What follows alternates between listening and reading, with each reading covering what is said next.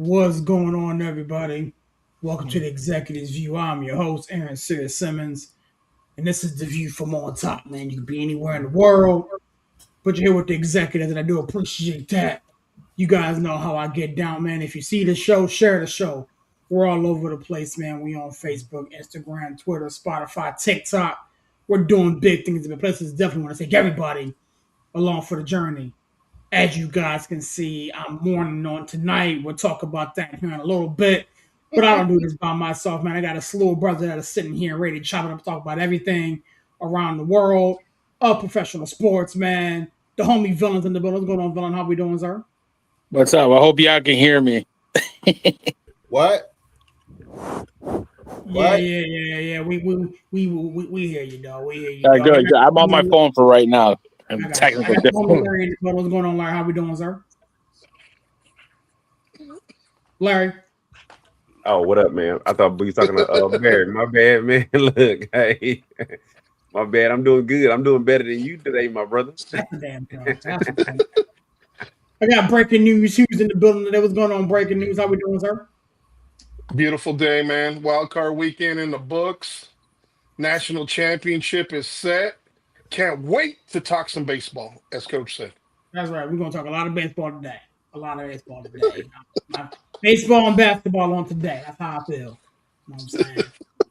CK's back in the building. What's going on, CK? How we doing, sir?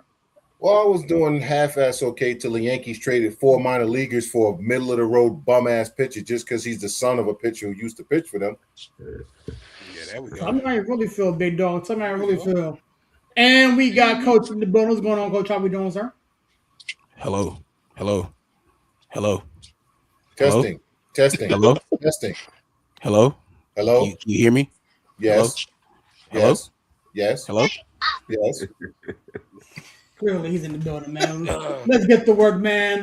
Before we start talking NFL, there's a lot to talk about NFL-wise. Let's comb through these college games and these semifinals really quickly.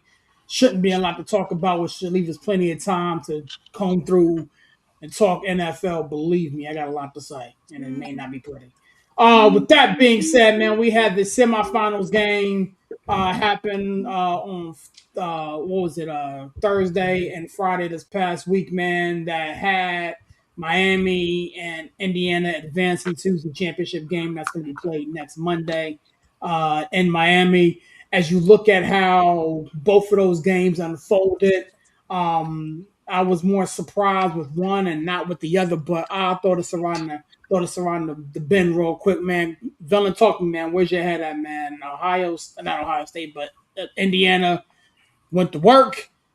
See, I'm not myself today. And Miami advanced, man. Where's your head at, big dog? Yeah, I mean, I think, Coach put up a great video on our socials saying, talking about Miami, and I think we talked about it before. Miami is one of the most talented teams in the field, pound for pound, one of the best defensive lines in college football, and, have a lot of athletes. And, we said if they had gotten to the playoffs, they would be a dangerous team, and they certainly are a dangerous team. And right, Coach, Beck hasn't Becked. Right, Beck hasn't, done anything to cost his team. I think after the SMU game, Beck has actually played some pretty decent football, and he hasn't turned the ball over. And I think they needed an extra element this past game to beat a really good football team across the way in Ole Miss, and that was using his legs. You saw him scramble a little bit more and get out of the pocket. And, obviously the game-winning touchdown with under 30 seconds left, he scrambled for it. So a good performance by Beck. The defense did enough to keep Chambliss off balance and keep that high-powered offense held down. I mean, they did let up the score, but that's a really good offense over there. They got good athletes. Lacey, with that long touchdown run, Chambliss, he's not going to be able to come back to Ole Miss, but he's a very good quarterback prospect if you like him. So there is pending litigation. Okay, all right. Coach knows more than I do. So back to school, man. That's crazy, man. Get that bread, son. Get that bread. So I listen, I like his chances. So a good Miami team moving on to the national championship game, even though, I hate the U. I put my thumbs down for them. Go Florida State, right? Larry, I'll let your boy. Florida State all the way. And obviously, there's not a lot to talk about Indiana. They're the best team in college football. They proved it against a good Oregon team. They got down a little bit early and punched back and never stopped punching, never got off the mat. I mean, I think one of my friends sent me the infamous meme from Rocky IV, throw in the damn towel. And that's what they should have done. I mean, Oregon didn't have a chance against that really good Indiana football team. They got that killer instinct. They got dogs on the defense. They got dogs on the offense. That offensive line is probably the MVP of that team. And, they're moving on to the national championship game. Yeah, man. I mean, honestly, if you look at how both games unfolded, I mean, one game was very, very entertaining all the way through. The Miami Ole Miss game was very, very entertaining. Indiana, Oregon was over before even really got started. Larry, talk to me, big dog, man. Indiana, Oregon, Ole Miss, Miami. Where's your head at? I mean, we'll talk about the Indiana game. Y'all heard what I put in the chat, man. It's time to go find a Martin rerun or something. Look, it was getting real bad. I was like, dude, we go flip the channels and see it's a Marvel movie on or something. But, said a Marvel movie. My man's watching Iron Man 3. Yeah, it was no, but like this, it was no more reason to watch that game. I actually tuned in to another team that I shouldn't have been watching because that game was such a blowout. I'm actually, considering all the talent on Oregon's team, I'm actually surprised at the accuracy of Mendoza. Like, seeing it up close and personal, like, man, that dude is just pinpoint on every throw almost. Yeah, even the back shoulders is like pinpoint. And I'm kind of like with Barry. I'm not rooting for the U, but secretly I'm kind of like, go Miami, because we got to think about it. They were talking about not even including Miami in the playoffs. Remember, people were like, oh, well, ACC was down and it wasn't a good year for the ACC. They were not even the ACC champion. Remember, people was like, oh, well, what about Notre Dame? And Notre Dame got the same record. And, oh, we got to put in Alabama. We got to put in Texas. They literally are playing for a championship right now that nobody wanted them to see. That's the crazy part. So, like I said, low key, y'all know how I am, and I want to see them. I want to see them win it, but at the same time, I don't think they got a chance in hell. I feel like that. But they got it. That was a good game against Mississippi and Chambliss. Man, just take your ass to the NFL, dude. Just get them out of college, bro. Yeah. Coach, talk to me, big dog, man. We got two games that kind of look a little different, man. You got Indiana, Oregon, Ole Miss, Miami, man. Where's your head at, big homie? Now, if you follow us on social media, I've posted my thoughts on the semifinals, but I'll give you a little bit different take here. Ole Miss is legit. It's like they're here. It's like, now again, I said this in my video, but it's like Lane Kiffin has built a foundation in Oxford, and it is up to Pete Golden and everybody else to build on this foundation. You say what you want to about Lane Kiffin, but it's like he built a lot of the structure of what's going on down in Ole Miss right now, and things are looking up. Now, again, it's like with the portal and everything like that, guys are leaving, guys are coming in. But if I'm an Ole Miss fan, the future is bright because Ole Miss, which had been a middle of the road kind of like they're just there like SEC team. Ole Miss is now in the elite, echelon of SEC teams. So bravo to them for that. On the other side, Miami. I mean, look, I've been talking about Miami all year. So this isn't just like all of a sudden a new thing just is coming about like for the playoffs. I've been talking about this team all year. And what I've been talking about on this team all year is their defense. And this defense is phenomenal. They get after it. Like I said, they don't have to do a lot of blitzing. They get a lot of pressure up front with the four. And look, waiting for Carson Beck to mess up, and he has not yet. And Carson Beck he has been steady as she goes, and he has done what Miami needs him to do in order for them to be successful. So big ups to Miami for doing that. On the other game, look, it was one of those things where Indiana, it was like if you ever seen the movie Dodgeball, it's like nobody makes me bleed my own blood. It's like Oregon made them bleed their own blood a little bit, and they responded by dropping them off of a building. You know what I'm saying? So it's just it is what it is. I think the spread for this game is wild. Like 8.5 right now. yeah. Like I was saying, it's like over a touchdown in the national championship game is wild. It won't be a home game. It's like it's being played where Miami plays their game, but it won't be a home game. It's all the corporate tie-ins and stuff like that. There'll be some fans there. I mean, but did you see how Indiana rolled up in Atlanta? It's gonna be a lot of Hoosiers there. So it's like it's not gonna be like this. Oh, it's a home game for Miami. No, not exactly. But I'm looking forward to it. I think it should be a fantastic game next Monday, and I do have Indiana winning just because they have proven they've been the best team in college football all year. Like I said, should have lost to Syracuse Penn State team, but like again, that for me that was Mendoza's Heisman moment. That last drive, that was like for me, that's when he won the Heisman Trophy because I was like, okay, all right, I was like, give it to him, because that was just like a game that they should have lost. They pulled it out. Signetti, what can you say about him? He's a guy who, again, he did it at James Madison. Now he's doing it now. And then now he officially has the Cuban money machine behind him. Cuban was a little apprehensive at first, but now Cuban sees what Signetti is building. And now that he got the Cuban money machine behind him, look out. Yeah. Breaking news, talk to me, big dog, man. Ole Miss, Miami, Indiana, Oregon. Where's your head at, homie? Yeah, I mean, listen, not a lot I can add that the boys haven't already added. Miami is the Cinderella team, as everybody stated. They're a team that a lot of people didn't even think should be in the playoffs, and it's one of those things where we always talk about where it's not how many losses. A lot of times, it's not how many losses you have. It's who it's against and when they were. And Miami's losses came earlier in the year, and they've gotten hot.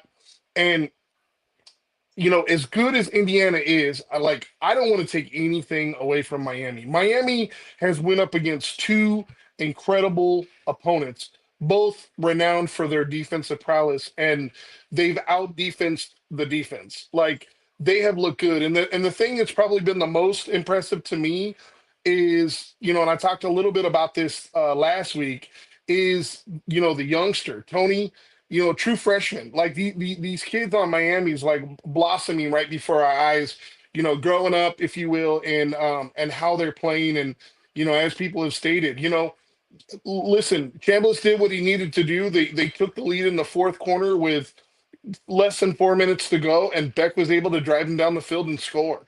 And that's just not something that we're accustomed to seeing on a regular basis with Beck. And kudos to him.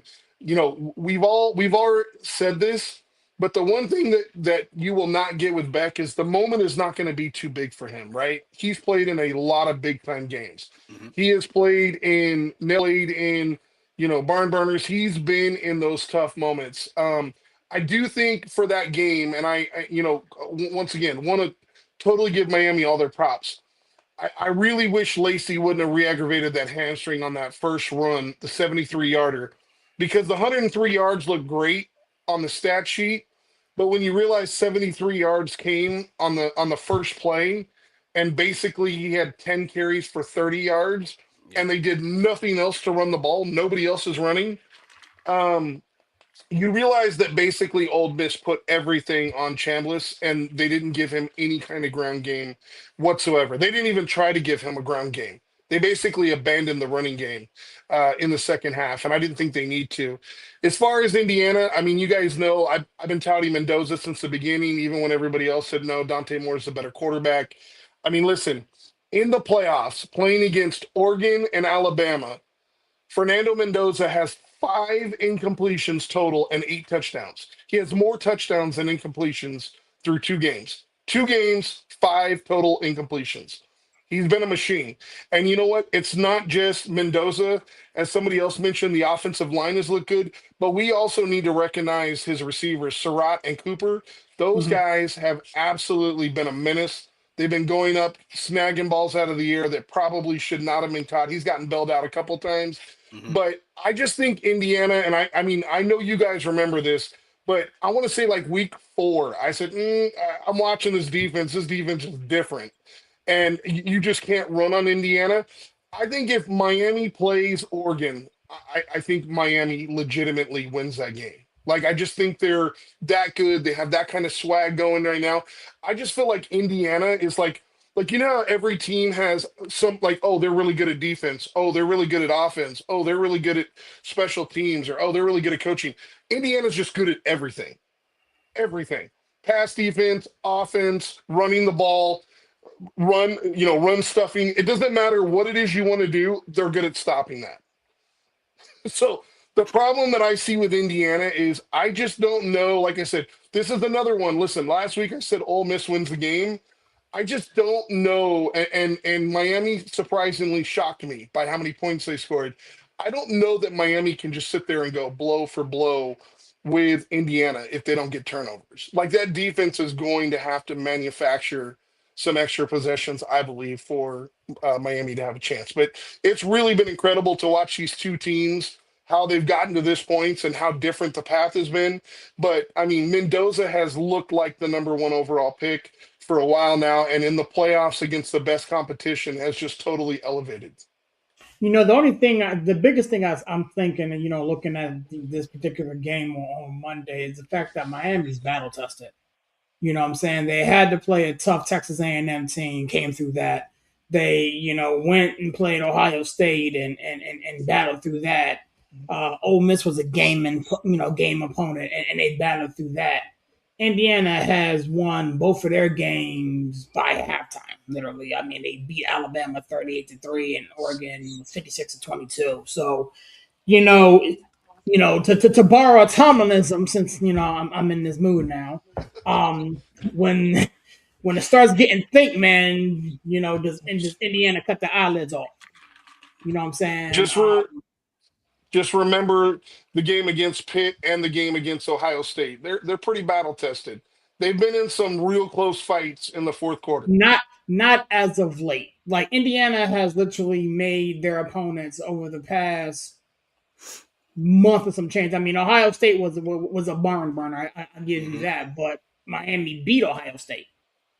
You know what I'm saying? So, running through these playoffs, man, what happens if it doesn't come easy to Indiana? Do they start to panic here? Do they start to get, happy feet? Does Mendoza make a couple bad reads? I mean, again, we're not expecting that, but kind of flipping it on his ear. I mean, don't get it twisted. I want Indiana to win this ball game for my conference sake. You know what I'm saying? 3 years in a row, Big Ten teams won the chips, but and not an SEC team. But Miami is battle tested. You know what I'm saying? So we'll see what happens with that going forward. Looking at this particular game, man, I don't think we really need to pick it. I think everybody's kind of in agreement that Indiana's going to win it. And so we can press on and move on. Anybody else want to talk color before we run into anything else? Everybody's good?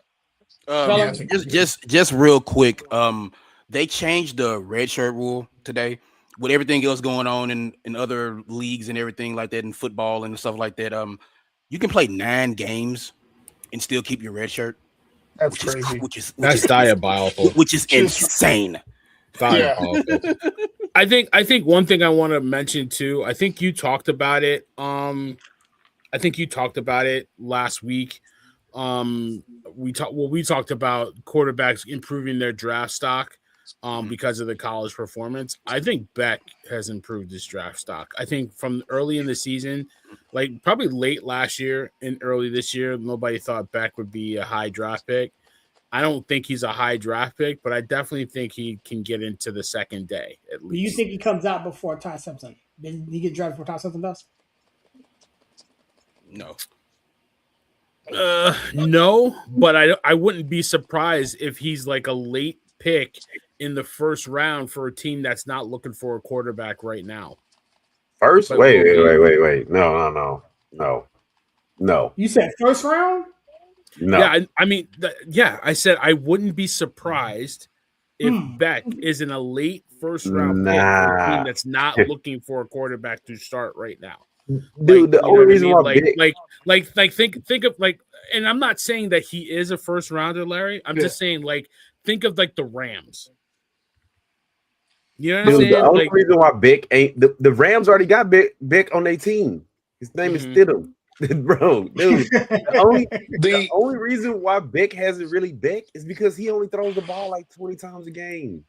Like they're limiting what he does. And they throw a lot of screens for him. That's not really fair. That, bro. We can't do that because the last game, the last of that threw game, almost 40 passes, and he had to lead the game-winning drive. Like that's how I'm going with that. Yeah, he balled out versus Ole Miss, bro. That was the first game in how long that he's doesn't matter. It's like that's what they needed him to do to beat Ole Miss.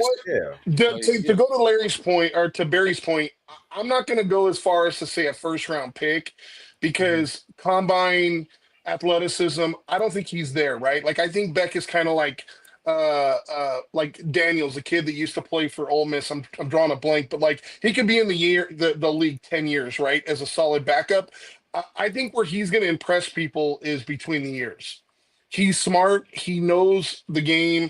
In the meetings, being able to answer questions, he will impress people. He's not going to wow people with the arm strength or the athleticism scores, but he will get drafted. I just don't necessarily think it's going to be that high, but there is always a need for quality players, especially smart quality players. Look, and Sirius will be able to follow me this. There was a guy who played for the Steelers named Landry Jones.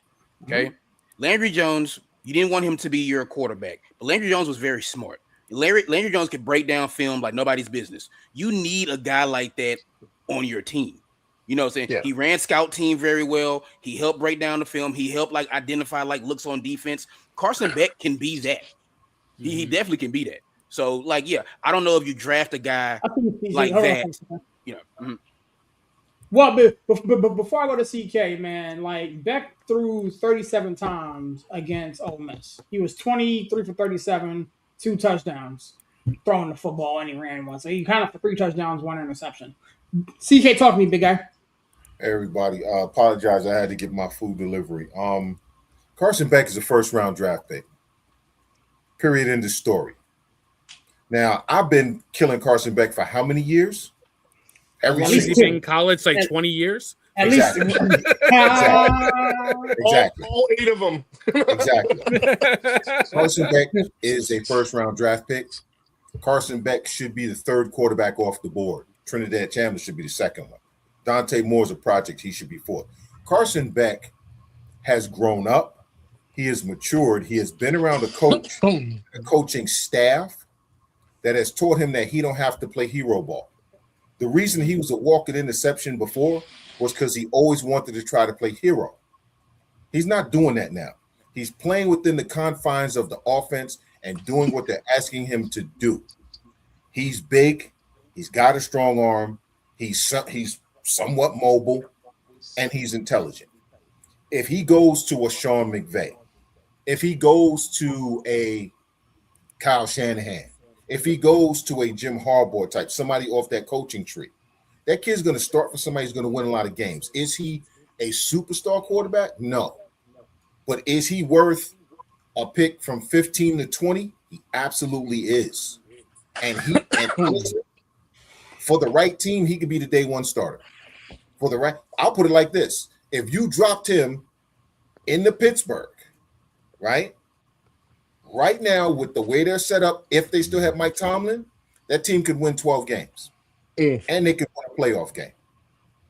That's what and I'm telling you, anybody who knows me knows I've killed Carson Beck for years.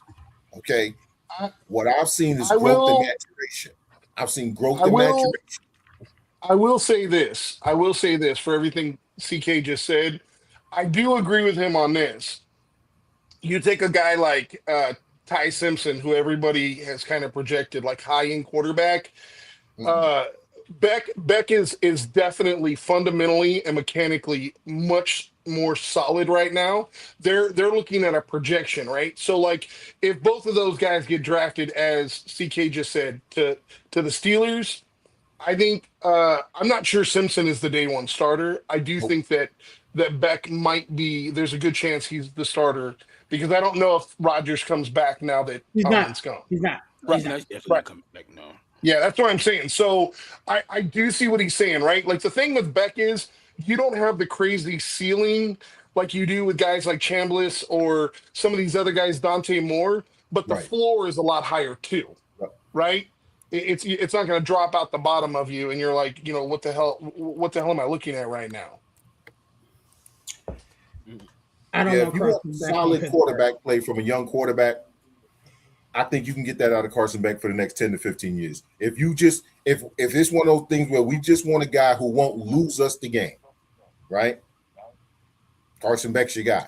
Now, if you're looking for a guy to turn your franchise around, like some of these terrible teams are, like the Jets, the Raiders, so on and so forth, absolutely not.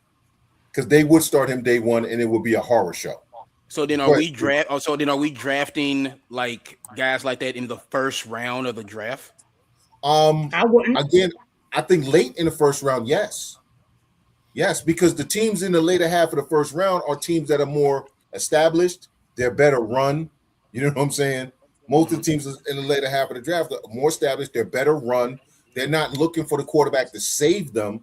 They're just looking for the quarterback not to be a total moron. Versus picks. You know, these guys look for somebody to come in and save them. Carson Beck ain't the guy to come to you, but he ain't gonna burn the house down either.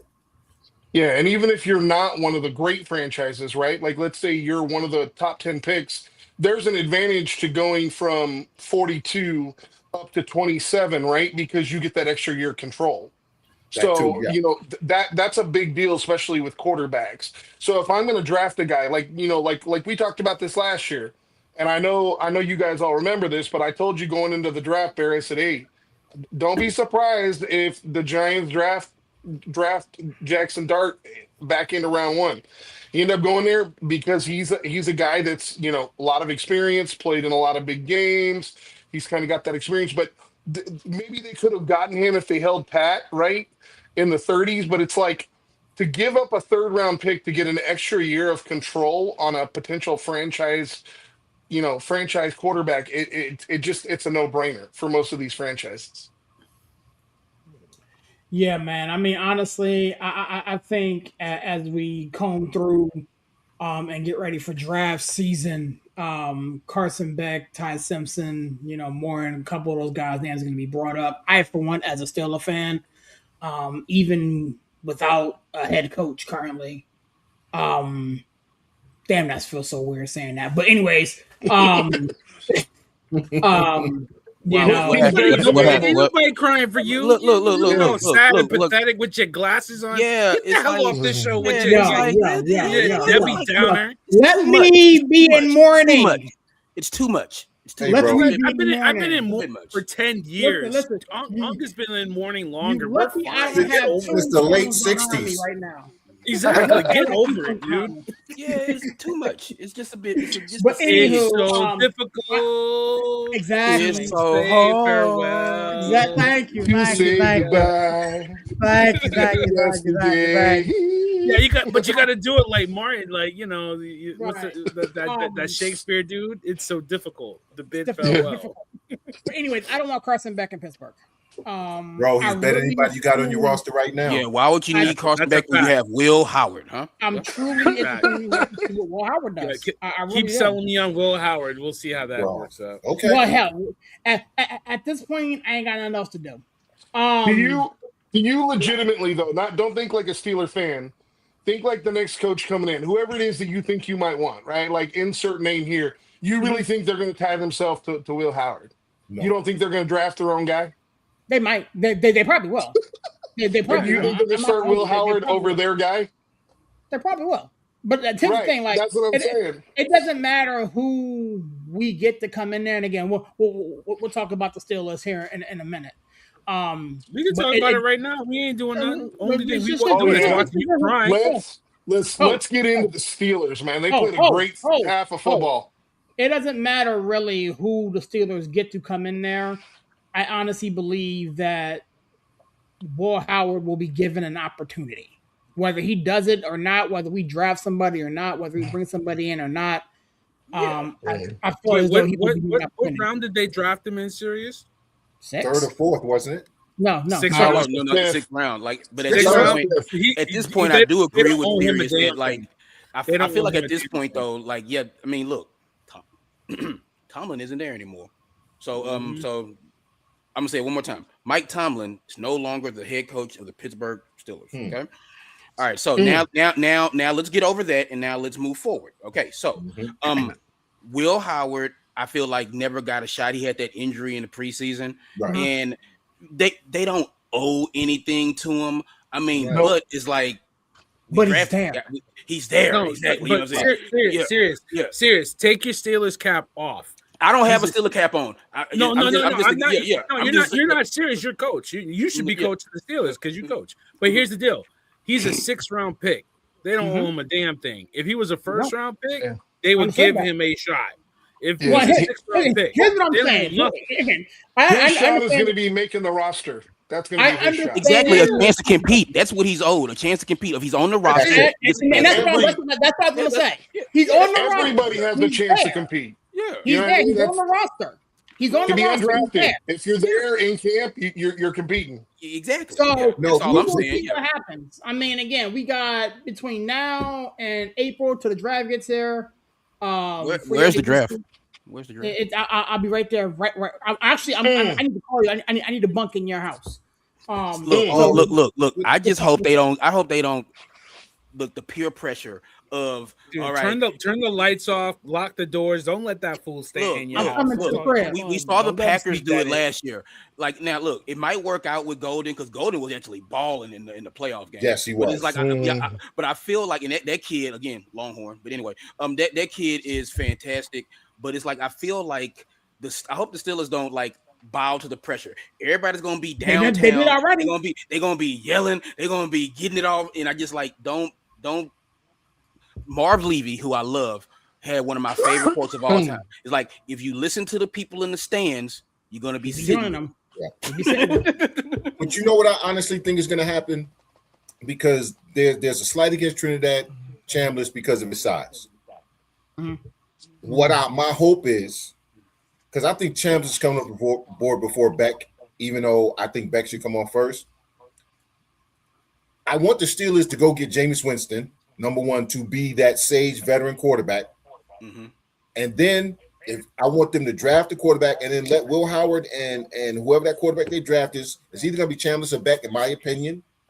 Let them battle it out. But you got to have a Jameis. You got to have a, what's his name? Chase Daniels type. You have to have somebody better than what the team in New York did and bring in a Bailey Zappi. You have to bring in an actual professional who used to play quarterback. I mean, look what Carolina did with Andy Dalton. Andy Dalton was like, look, kid, like he took Bryce Young under his wings, like, look, kid, let me show you how this go. You know what I'm saying? And they're better for it. You know, so. All right, so let's handle this, man. New England Patriots beat the LA Chargers on Sunday night. Yeah, they did. The 49ers beat the Philadelphia Eagles. Buffalo Bills got over against the Jacksonville Jaguars. Chicago once again beat Green Bay. Carolina lost to the LA Rams, and per usual, the Pittsburgh Steelers lost to the Houston Texans. Man, playoff weekend was awesome. No matter how many ways you splice it. Let's go around the room. I'll start with Villain first, man. What did playoff weekend, wildcard weekend, tell you that you didn't already know? It told me that, playing with house money, like in Carolina, they came to play, and they messed around on that ball, man. Yeah, and it what concerned me is that the Rams almost gave that game away. I give the Carolina Panthers credit; they came to play and they fought, they played hard, but the Rams did everything in their power to try to give that game away, and that's not going to do well in the next round when they have to play Chicago. So, they got Chicago. Yeah, so I mean, you better be, even though I think they're a better team than the Bears 1 through 53, going into Chicago ain't gonna be fun. You know what I mean? So you better get it together. I think I can't talk first of all, cry, Eagles, cry, cry, Eagles, cry. Dude, I love it. But listen, I can't talk enough about the job that Kyle Shanahan's done with that team. Another person gets hurt. George Kittle, Cero Mero, and they just find a way, man. They just find a way, and the Eagles did them every favor in the book because that offense. We said it. I've been saying it for weeks. That offense is predictable and boring. It's boring, and honestly, like that offense deserve everything they got because the talent that they have on that offense to only score what? How many points was it? 16? 19. 19? Trash, bro. The OC should have been fired. It's not Sirianni. He is not going to lose his job. He's fired. He did get fired. He did get fired. If it doesn't improve, he's next. Yes. If it doesn't, I'm agreeing with you. So, I looked. Yeah, I'll look to that. Like, if the offense doesn't improve in the next year or two, then Sirianni is going to be on the hook for this because there's nobody else to blame but him. I'm looking at the Packers. You let your foot off the gas. You had a chance to run it down their throats, and you let your foot off the gas. You deserve to lose that game. The Bears, their defense is trash, and they won that game. So I don't understand how that happens. And everybody's going to talk about Josh Allen, the greatest thing since sliced bread, the greatest arm since Dan Marino, the most runningest quarterback ever. He's the greatest quarterback we've ever seen. It was a great win, his first road win. I'll give him credit for that. The Jacksonville Jaguars are coming. That's a talented football team. They finally got their coach. I think they finally fixed the quarterback. ETN had a tremendous year.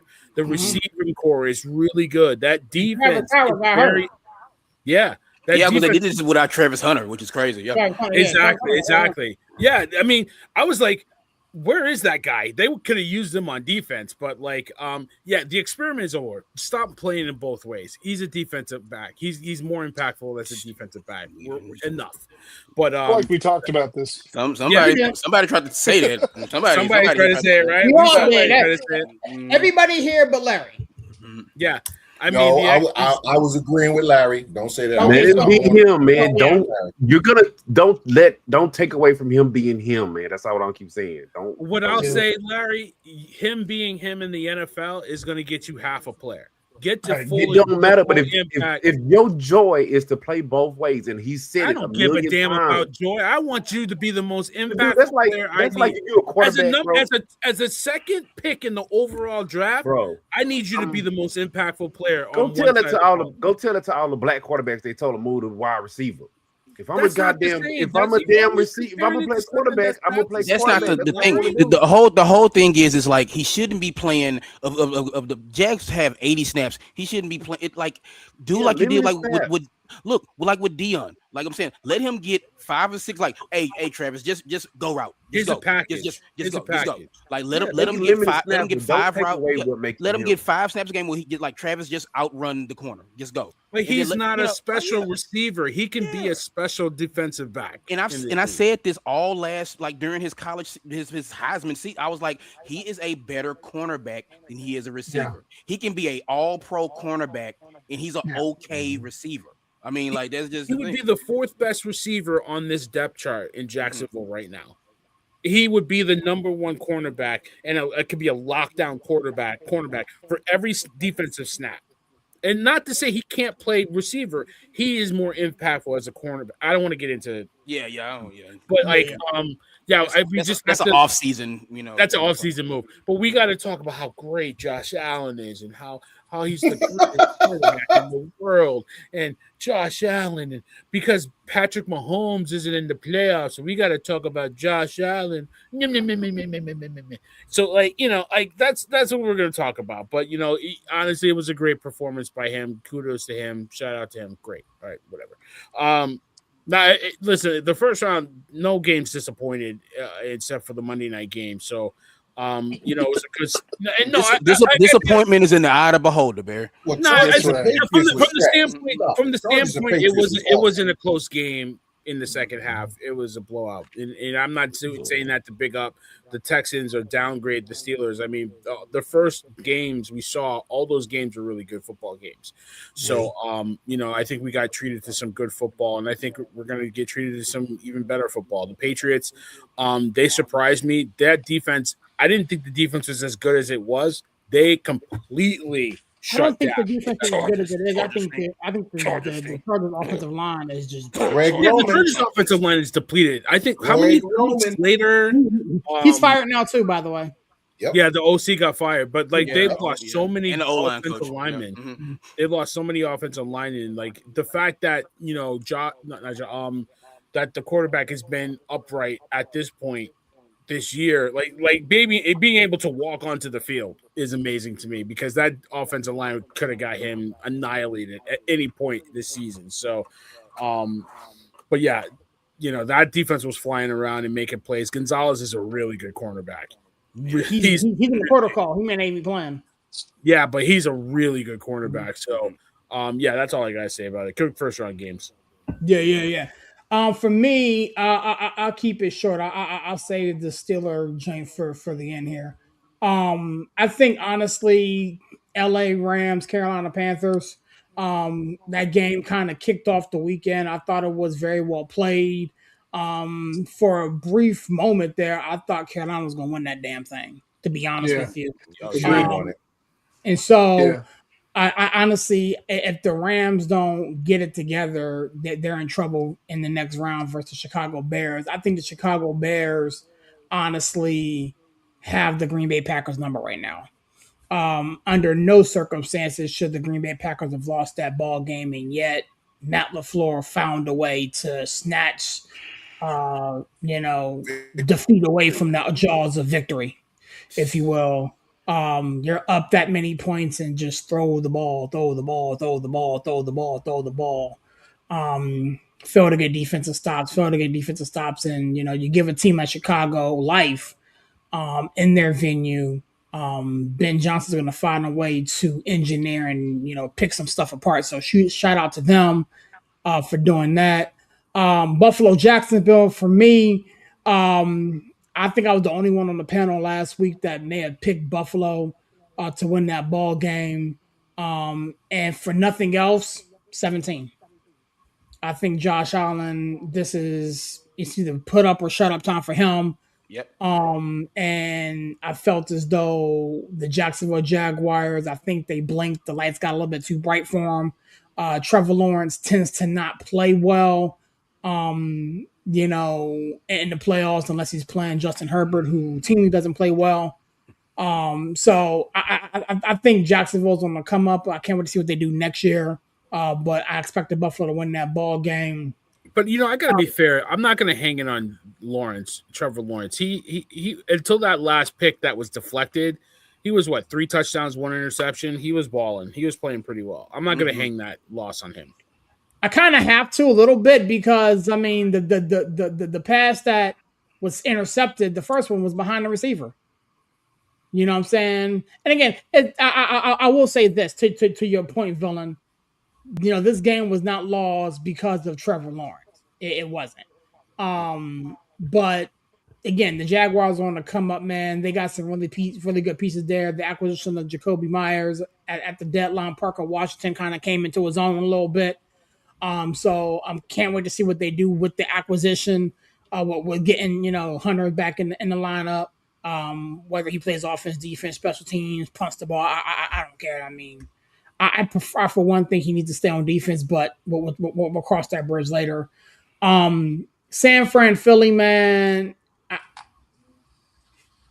I wish I had words to adequately elaborate on what watching that game was like. Because at no point until the end did I feel San Fran was going to win that ball game. At no point. Philadelphia's defense was getting to Brock Purdy. turning him over. He wasn't accurate with the football. They lose George Kittle. And Kyle Shanahan pulled the annexation of Puerto Rico out of his behind through a wide receiver pass to the running back. It was a dot too, by the way.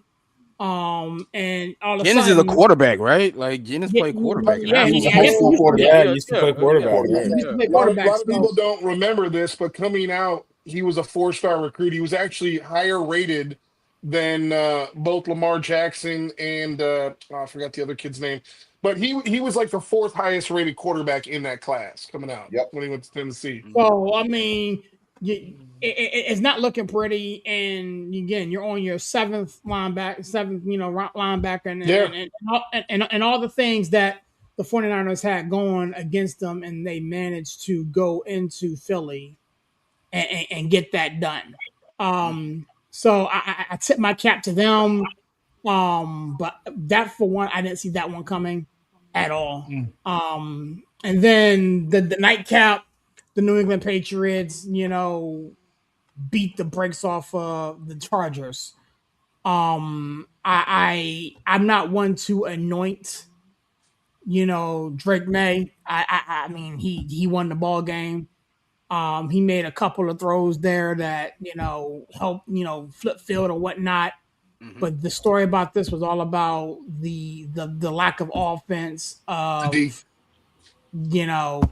the LA Chargers and the defense of Mike Vrabel. I don't know, for one, if the LA Chargers offense is that bad. Yes. And the New England Patriots defense is that good. We'll find out a lot about the Patriots this weekend when they play the Texans. But I think Drake May's in for a rude awakening. I think he is too. Luckily for Drake Mays, he's a lot more mobile than A-Rod is, so we will see. Yeah, he's gonna be running for his life. Oh yeah, he gonna run. He gonna run. The Houston Texans go into Acrisure yesterday and put up 30 on Pittsburgh. And if you look at how that game was played, it was a 7-6 ball game until it wasn't. I have dealt with a lot of playoff losses as a Steeler fan. I've heard a lot of different people conversate, trying to talk to me today and this, that, and the third. And for one, I'm proud of my defense. You turn CJ Stroud in that offense over 3 times. You give up a short field. You put the offense on the short field, and they just could not get it done. Well, they gave up 30 points and blah, blah, blah. And, Aaron Rodgers is trash and this, that, and the third. Well, not necessarily. That Houston Texans defense is unreal. And again, we knew this going in. This wasn't a surprise. This wasn't like, this Texans defense. What is going on here? We all knew it. Me, I, as a Steelers fan, knew it. Tom, everybody knew it. What annoyed me the most about watching that game is the missed opportunities. That we had. You had the drop by Metcalf. Had a drop. Calvin Austin didn't run through a route. Intentional grounding. The intentional grounding happens to everybody. The missed throws by the 45-year-old quarterback. Man, stop. There wasn't a lot of missed throws. Stop. There was a lot of missed throws. Did you watch the damn game? Stop. What we're not gonna do is put this all on Aaron Rodgers. No, we're not going to do hang on. We're going to put this on coaching. We're going to put this on coaching and the old quarterback. No. That's not. Here's the deal. Serious. Let me go. No. Wait. No. Pause. Because you're getting emotional. Calm down. It's not that serious. Here's the deal. You're right. You're right. The Steelers missed a lot of opportunities. The Steelers missed a lot of opportunities. Let me go. And settled for field goals. Let me go. And not. Come on, Barry. Let him go. He's been holding this in all day. Let him go. Let him go. Because he's so depressed. It's sad. You gotta let Mike Tomlin spit. Go for it, man. Let me go. What we're not going to do is look at this game and say Aaron Rodgers missed throws. It's a quarterback. He did miss some throws. So did Brock Purdy. But you managed to win the fucking game. But he won. Yes, because Brock Purdy made some throws. Stop it. What we're not gonna do is we're not gonna blame him. Come on, dude. Listen, if we're not blaming the loss on Aaron Rodgers. His argument. In San Francisco, we won winners. What we're saying is this, and it's very simple. This offense was trash. It was trash last year. It was trash this year. Every time it went up against a really good defense, this is what happens. They couldn't score. Okay, so you went from a bum to a well-dressed bum. Has been. He used to be good. Nobody's talking to Brian. I'll say it has been.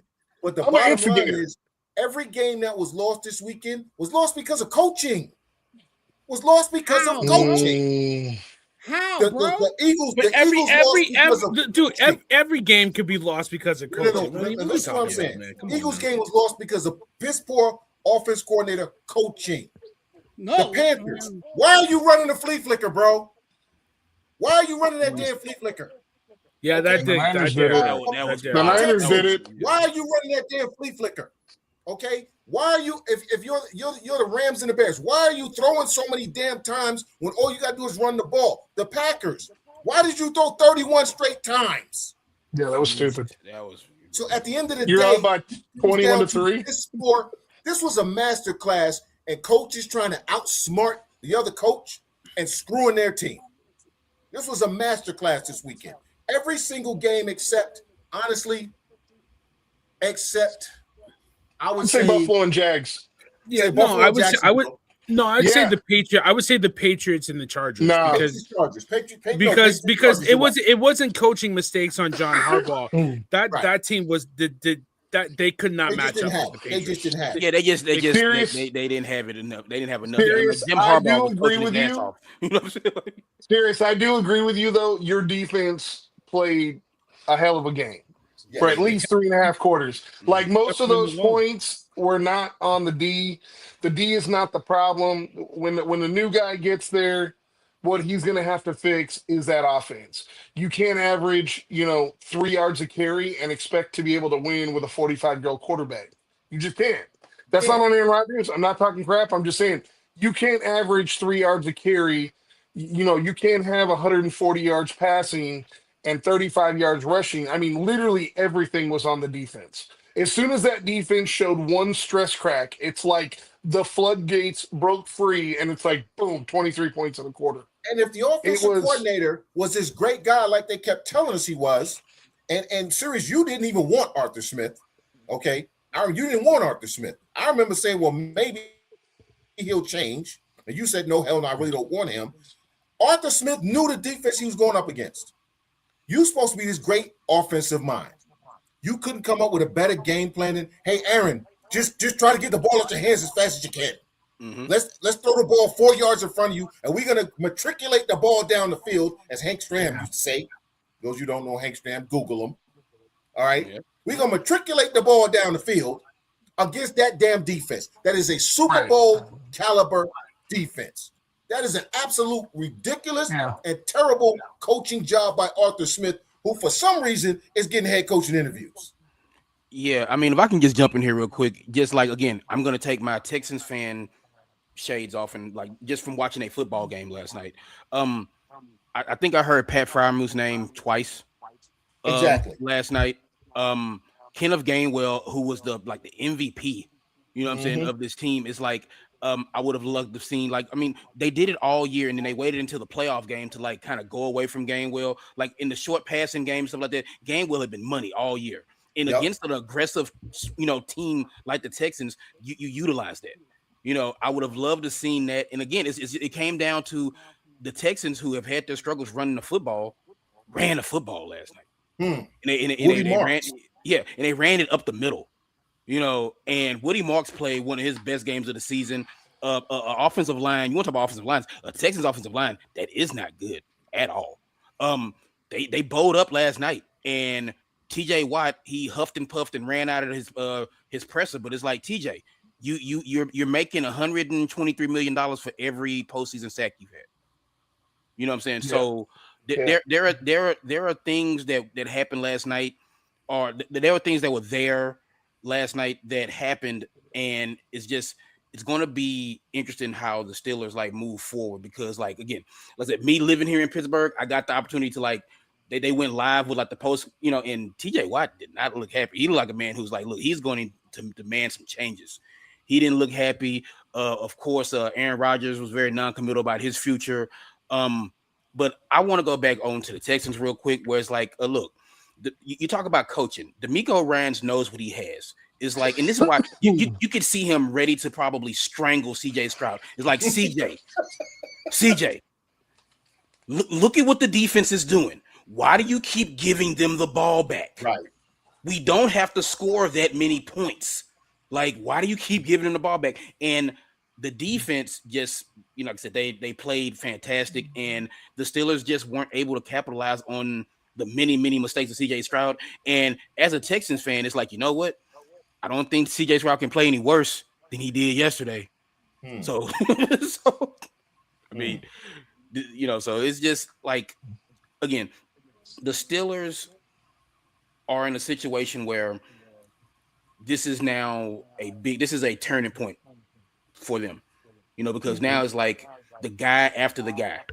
They say you never want to be the guy after the guy. You want to be the guy after the guy after the guy. You know what I'm saying? So it's just, I don't know. Like, that was just, I've lived here a long time, and I've seen this city after some playoff losses, and this one just feels different. And this was before Tomlin. This was before Tomlin, they decided to part ways, because it's just like, I don't know. It's strange. Like, I know where Sirius is going, because I got somebody not too far away from me who has a different perspective on it. But it's just, people in this town are if nothing else, they're knowledgeable. They know their stuff. I almost said something else.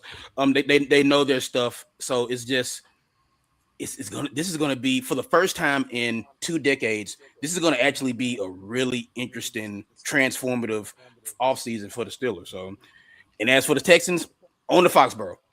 Mm-hmm. And as far as the rest of the weekend, real quick, Michael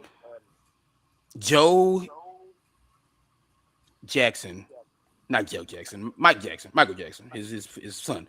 Michael Jackson and Horn might be the new, like, remember Sam Madison and Surtain back in the day for the Dolphins? Well, just two ridiculous corners. Though that was my biggest takeaway. I was like, they have 2 legit guys in that secondary who can like really play. I love what they have in Carolina. They should be looking. Things are looking bright in Charlotte. Yeah, that game completely changed when Horn went out.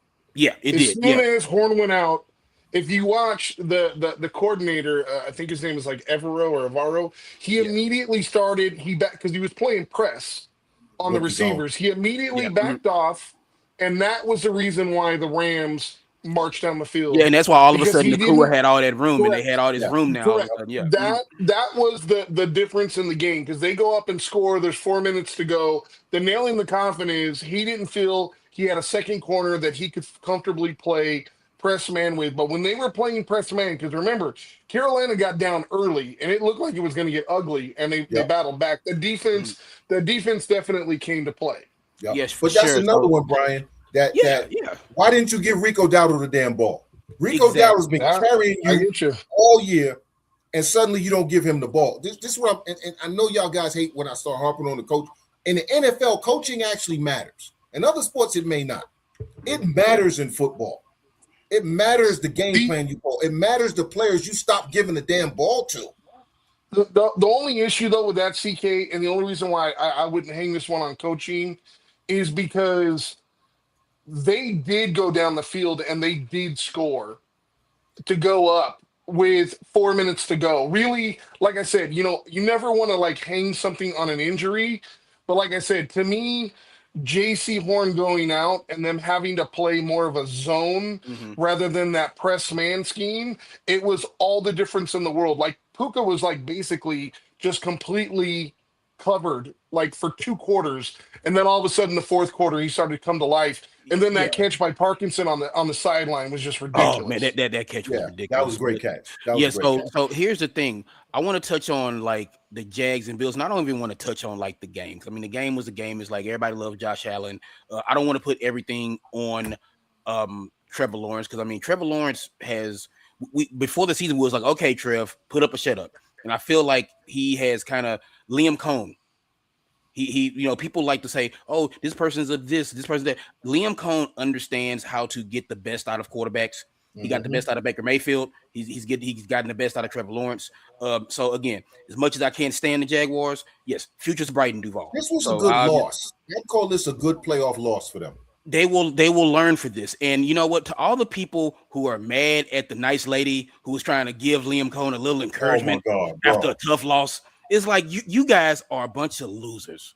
Okay, like for real. Like, you know what I'm saying? But like that I don't even want to go off on a tangent on that. Her name is Lynn Jones. Her name is Lynn Jones. Yeah, Lynn Jones. Yeah, I gotta tap on that because that was ridiculous. Like, like God forbid if she came out there and tried to humiliate the coach. She just tried to give him flowers and stuff. They would have liked that though. They would have liked it. They'd have been like, "Oh yeah, she dunked on Cohen. That's good. Yeah, we love no, that." They still would have gave her. Oh, she's just angry black woman. Either way, she loses. Yeah, either way she loses. I think it was ridiculous. They just nobody's brought this up, and I know I've killed him all last year, and then all this year I've been giving him his flowers. I gotta tell you, I was a little disappointed in Trevor Lawrence. Like, to play as well as they did, you got a minute and change. You have timeouts. You're on your own 30, and literally, it looked like he threw that pass directly to the defender. Like, I'm just saying, listen, we all know there's some guys that just have that it factor, and there's some guys that, like, they need help, right? Like, for all the things that we say about Brock Purdy, like, I know he's going to throw 2 passes a game to the other team.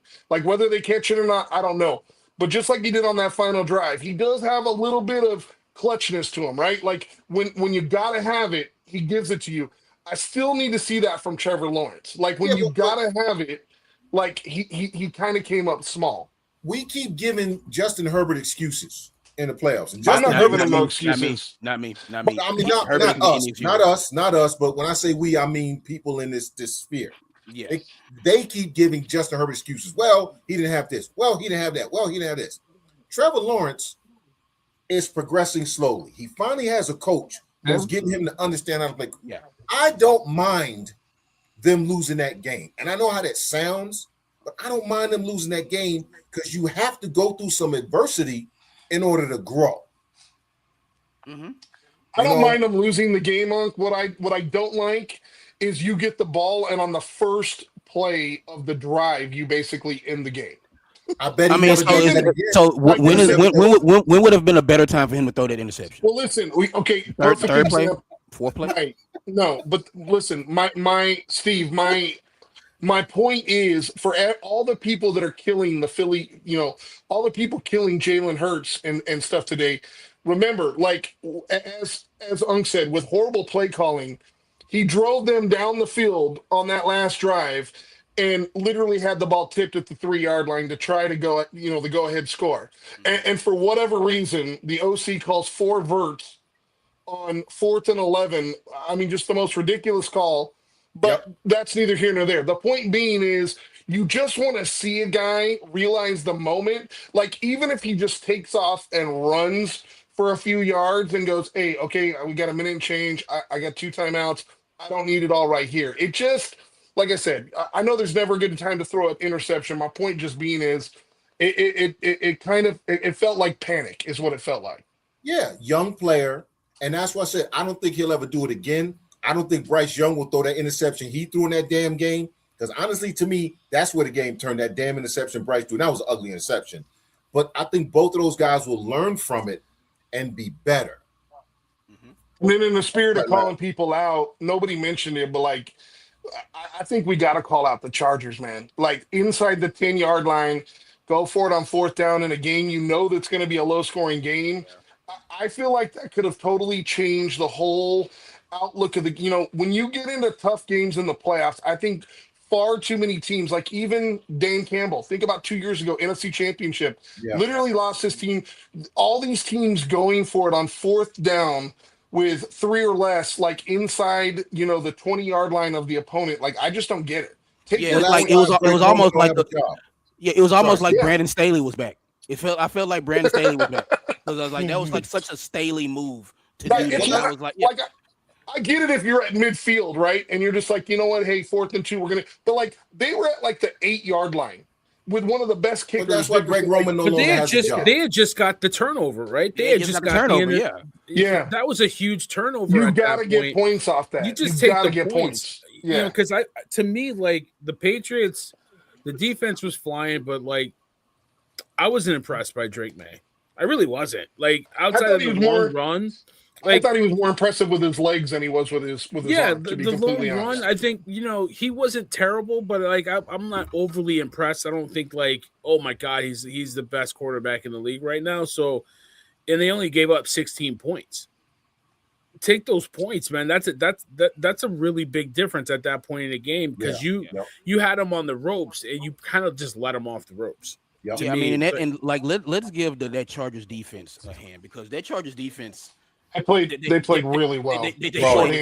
They played as well as they could given the circumstances. So, like, big ups to that Chargers defense. Khalil Mack actually showed up in the playoffs. Yep. And you know what? In the spirit of what you just said, I think it's important to say if you look at all the quarterbacks, right? Like, I know Jordan Love's stats are impressive. I don't think there was a quarterback in the playoffs that was spectacular. Like, all the defenses played well. Like, they were hard-fought games. Multiple lead changes in the 4th quarter, other than Steelers game. Sorry, serious. But the multiple lead changes in the 4th quarter. And, as you guys mentioned, I mean, you look at the Niners, like 2/3 of their linebacking core were literally sitting on the couch 3 weeks ago. Yeah. Like they ragtag bunch of guys just trying to do what they can. The guy that had 100 yards receiving didn't have 500 yards receiving the entire year and had 110 yards receiving in the game. Like, just somebody stepping up. That last name, I'm not going to mention, Kyle guy, should be coach of the year. That was an amazing job of play calling, of understanding what his team could and couldn't do, and putting his players in position to be successful. That was coaching. But yeah, the quarterbacks that had moments. This playoffs is going to be about moments. There's not going to be one quarterback we're going to look at and be like, oh man, like remember the Joe Flacco playoff? Yeah. Joe Flacco he was head and shoulders better than everybody else. Yeah. I don't think there's going to be one game where we're going to say the quarterback dominated. We're just going to be a fight. Mm-hmm. It's going to be a fight behind the woodshed. Who can last the longest? It's going to be a battle of attrition. Yeah, and Brian, I want to correct you. You said there weren't any 4th quarter lead changes last night. Yet, I mean, I said there were several. The Texans' lead kept changing. So that's several. You got it. You know what? Changing. That is true. I apologize. Yeah, it was getting. Man, how you gonna be serious that way, man? Look, he didn't even look at the show anymore. He would do the same. He would do the same and be worse. I'm think I'm being a little bit more classy than he would if he was in my situation. So, like, can I tell y'all a story real quick? Mm-hmm, yeah. Mm-hmm. Do y'all want to know how Sirius and I actually met? Barry remembers this. God. We were doing a show, somebody else. Sirius and I actually hated each other when we were doing shows. We didn't like each other. We got on the show one day. We went at it to the point where he and I were both going outside to get in the car to meet up to fight. Meet me in Temecula. Remember that show, Barry? I did. It was that bad. So the fact that Sirius is being composed right now, I'm so proud of him. He has grown so much. No, Sirius is ignoring everybody right now. I know. He's not even hosting the show. He took a picture. That's not even him. Is he no. Sirius is doing what me and Larry also doing. We're watching the Rockets just stumble. Anyway. Well, it's I don't know. And let me just say this about Josh Allen. If I hear one more talking head talking about what a great run that was, they picked him up and carried him. That wasn't a great run. His legs weren't touching the damn ground. No, they literally carried him. Yeah. They literally carried him. So it wasn't a great Josh Allen rolling over, bumbling, stumbling, rumbling. It was, hey, 350-pound guy, pick him up and carry him like a baby to the end zone. It was still a great run. It just wasn't by Josh Allen. Yeah, a great run by the Bills' offensive line. Yes. Yeah. Sirius, what do you think? I can talk now. Yeah, you have the floor, sir. I'll talk for another 20 minutes. You can go. You can go back on. We want to hear your thoughts on the Eagles and the Niners. Go ahead. No. Sis, you good? You all right? Just remember, Mama Jordan's watch about the Steelers. I find it oddly hilarious that the Buffalo Bills were one of the teams that were protesting said tush push, and they used it. They used it amount of time, but so looking ahead to the next round, we got the Buffalo Bills playing the Denver Broncos, the Texans playing the New England Patriots, the Seahawks and the Niners, round 3. And the Chicago Bears and the LA Rams. Looking at the divisional round, what game stands out to you, Villain? Talk to me. I want to let you talk about the Steelers. Go ahead. No, I'm done. I'm done talking about the Steelers. I'm gonna do a video about. I'm not gonna. Go ahead. Talk about the Steelers. Look at this thing, man. He's cooking. Go ahead, Aaron. Okay. Looking at the next round, Villain, talk to me. Buffalo and Denver. What'd you have? I'm seriously not going to talk about the next round until you get your thoughts. I'm good. Trust me, I'm good. I got a camera. I can talk. We're good. You're good. Okay, since Villain doesn't want to talk about the next round, I think Larry's talking like 2 hours. By the way, Larry, talk to me, big dog. Well, I literally just watched UConn almost blow this game, so I'm settled now. I'm actually speaking of blowing basketball games. Oh, geez. Yeah, UConn almost blew a freaking 18-point lead to Seton Hall. So, I mean, no, I'll go real quick. I mean, I think the Texans will take care of the Patriots. I think the Patriots' magical carpet ride Brady 2.0 is done. I think. I'm looking forward to the Broncos game, Broncos and Bills. I think that's a game that Josh Allen has to win. I really do, and I think they can win that game. On the other side, was it Bang Bang Niner Gang? Is that what they say out there? No, I think so. Yeah. I was trying to give him a layup. I was trying to give him a layup. No, I think honestly, I think the Taylor just checked my comment. No, I think the Niners will probably get knocked out. I think Seattle is one. Pretty sure you said that last round too. Everybody said that last round. So the only one. Everybody said what last round? That the Niners are getting knocked out. Everybody said it. I wasn't the only one. No, I didn't say it. I'm not the only one. Everybody said it. Sports Illustrated said it. Bleacher Report said it. Wrong show. Sorry, but I mean, no, I think the Seahawks at home. I think that and I could be wrong. If I'm wrong, I'm wrong. It's not the first time. Won't be the last time. I'm the worst host on here, so I'm never right. I think all of my picks. True. I think all of my picks were wrong. I think every one of my picks were wrong. I'm glad you picked Seattle then. Yeah, exactly. So, I could be wrong. So it works out. And I think the Rams will probably steal one in Chicago. That's it. Barry said real quick and then talk for 20 minutes. Go ahead, Larry. That wasn't 20 minutes. That's your head injury talking to me. I was thinking that. That's a head injury. He asked me. He didn't ask me about one game. He asked me about all the games. I'm trying to break them down. Larry, talk, big dog. You know what? Forget it. I'm done. You know what? Jeez. Oh, is my mic working? Can y'all hear me? Yeah. I'm just trying to check. You know, mic check. 1 2 1 2. Hey, is this thing on? No. I didn't know if it was working or not. No, wait. I don't mean to interrupt you. No, I'm sorry. Go ahead. I thought I was having technical difficulties over here. My bad, man.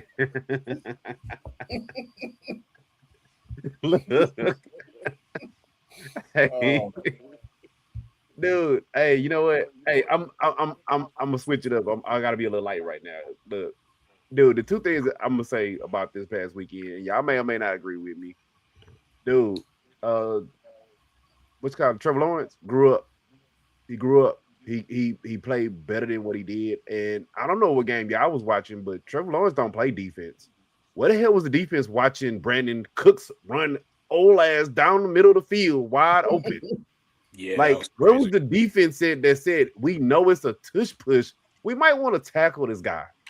Like grab him by his ankle or something. Like that's not on Trevor Lawrence. You know, like I say, he's gonna throw interceptions, but all 6 of us failed to mention, and I know CK, you got to eat a little crow pie over here, bro. Caleb Williams grew up this weekend. Caleb Williams grew up. That was a hell of a throw that he threw, falling back over 3 defenders and laid a dime in. He could have easily folded. They were getting blown out. He could have easily folded. He kept that team in that game. He grew up this weekend, and I think that those 2 teams are going to be better for it. Not going to take nothing away from them. Kyle, we've been saying it back and forth. Kyle been in his bag, man. Just imagine if the Eagles had a coach that could call plays like Kyle did with all that talent. Bro, Kyle been in his bag, and CMC, man, he probably going to get 1 MVP vote. 1. And that dude, you line him up wherever, have him catching passes for touchdowns, running for touchdowns. Like I say, when we were down 13-10, and Steve, you know where I was at that day. And I looked at everybody and I said, we got this. I said 13-10, we got this. Because that defense, even though they've been giving up a lot of yards, they can't get a sack or interception to save their life. They've been bend or break defense. They haven't broke. They come up big when they need to, and that's just what they've been doing. I don't know about next week. We got to go to Seattle, but people fail to realize we split with Seattle. They're not big bad Seattle like people saying. We split with them. I mean, we got to go play at their stadium, you know, with all that crowd noise, but we split with them. We'll see what happens.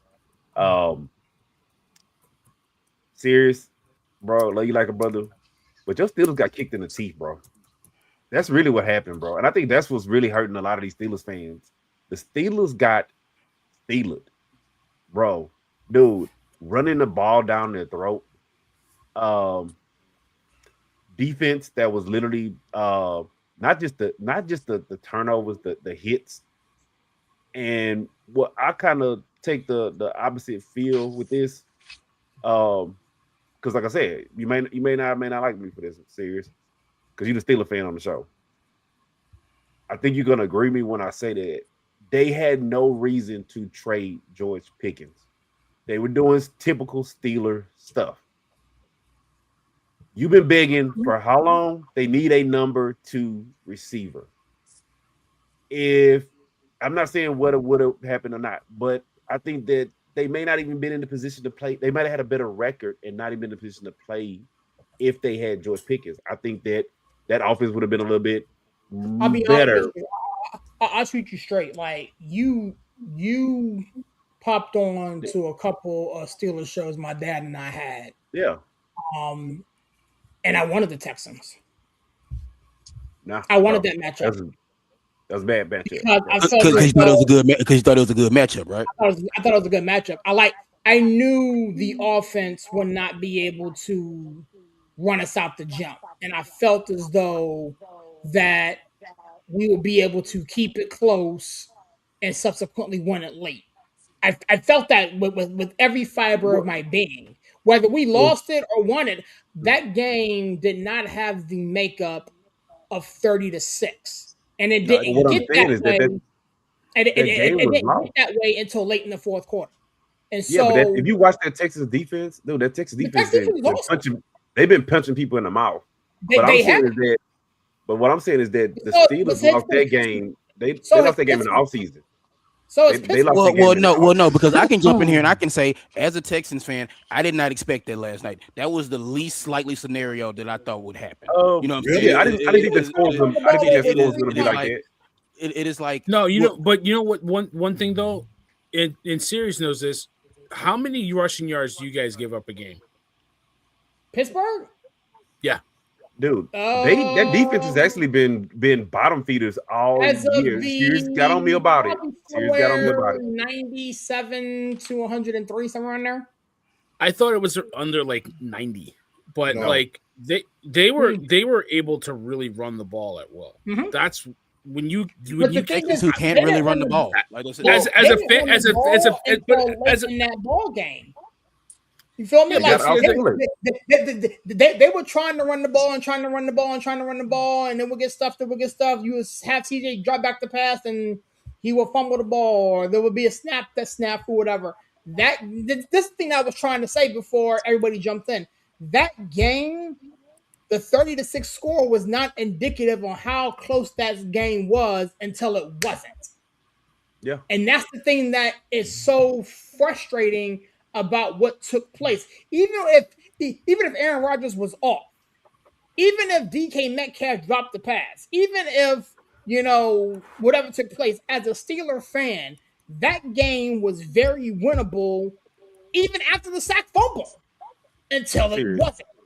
Hey, serious, but I'm saying this, dude. Like, I think that game was lost in the offseason. The Steelers, some of the moves they made, bro, and like. I'm just me and my homeboy. We literally had this conversation today, right? Mm-hmm. I'm not gonna put it all on Aaron Rodgers because if you look at like a DK, right? Like a DK, right? I played receiver. Anybody in here play football? You know what they teach you as a receiver? Catch it with your hands. Your hands. Aaron Rodgers threw a dot to him, and you know where his hands was at? You're not gonna catch that pass. You're not. Yeah, that's fundamentals. That is fundamentals. And like I said, would that team had looked better if you didn't put all your eggs into go and get a Jonnu Smith, traded for Jalen Ramsey, who's been getting burnt like toast. Like nobody even fears Jalen Ramsey anymore. So I just think, like I said, I think that team that game was lost in the offseason, and it's not. Well, I mean, look, let's keep it a buck here.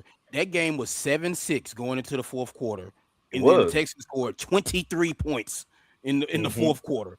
So I mean, like, yeah, it was a tough game. And I said this last week, and I'll say it again. I thought that the first team to get to 20 would win this game.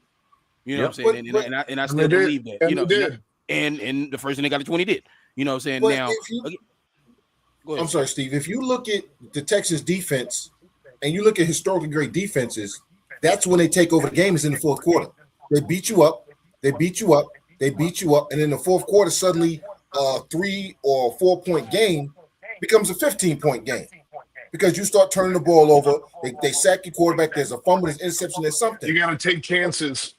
So for me, I never thought that. And listen, I actually wanted the Steelers to win because I didn't want Sirius to go through this. Just like I would root for Barry's Giants. Okay. Because I've known them. You didn't give a fuck about my feelings, though, did you? Well, I've known them the longest. I ain't gonna lie, I've known them the longest, right? And I didn't want to go through this for Sirius today. But the reality is, he's fine. There's no Chandler. You've been fucking with Sirius all day. Yes, you've been waiting all week. Yes, I have. He knows that. But here's the thing: there was I didn't want to go through this with Sirius. I don't want to see him hurt like this. I did. There was no point in that game that I thought the Steelers weren't going to lose, even when it was 7-6. I knew that there was going to come a point where the Steelers were going to fold because when's the last time you guys was not good. Yeah, when's the last time you watched Aaron Rodgers in the postseason and thought like, wow, that guy's good? About Dallas. 15 years ago. Against Dallas. That's what I'm saying. Like, I don't know, like even Aaron Rodgers, as good as he is, and he's probably going to be a first ballot Hall of Famer, right? Everybody has different opinions, but I'm just saying, like if you yes, look, first ballot. right, that's what I'm saying. But like, if you look at what he's done in the postseason, even when they were like the 1 seed in Green Bay, like he's never been a really good playoff quarterback. And so I feel like I don't think I knew he was really, really good though. No, but the problem. Listen, what I'm trying to get at is the problem is you got a 45-year-old quarterback. What you really needed to win the game was to be able to run the ball, and you couldn't run the ball, like just plain and simple. And like you said, there was a couple missed opportunities. But the reality is, if you're going to beat somebody like the Texans, you need to be able to exploit down the field. You need big chunk plays because, like Chandler said, if you think you're going to put together a 19-play drive and drive 92 yards down the field, it ain't happening. You're going to turn the ball over. You're going to get sacked. You just can't consistently win like that. And DK is the type of guy that can get chunk plays, but like you said, there was a couple mishaps. There was a couple, what the F moments, and then all of a sudden you look up and you're down by 25. It's like, Steve, it just happened just in so a hurry. you know, your Texans and the Seahawks are going to play in the Super Bowl. But you know what I'm going to say? That's the role that I have, CK, so yeah. Dude, this is why I said it was lost in the offseason, bro, because like I said, me and my boy, we was just having this whole conversation. When you bring in a veteran quarterback that's a little bit up there like a Aaron Rodgers, right? In order to see him succeed, you gotta have like that Bucks team.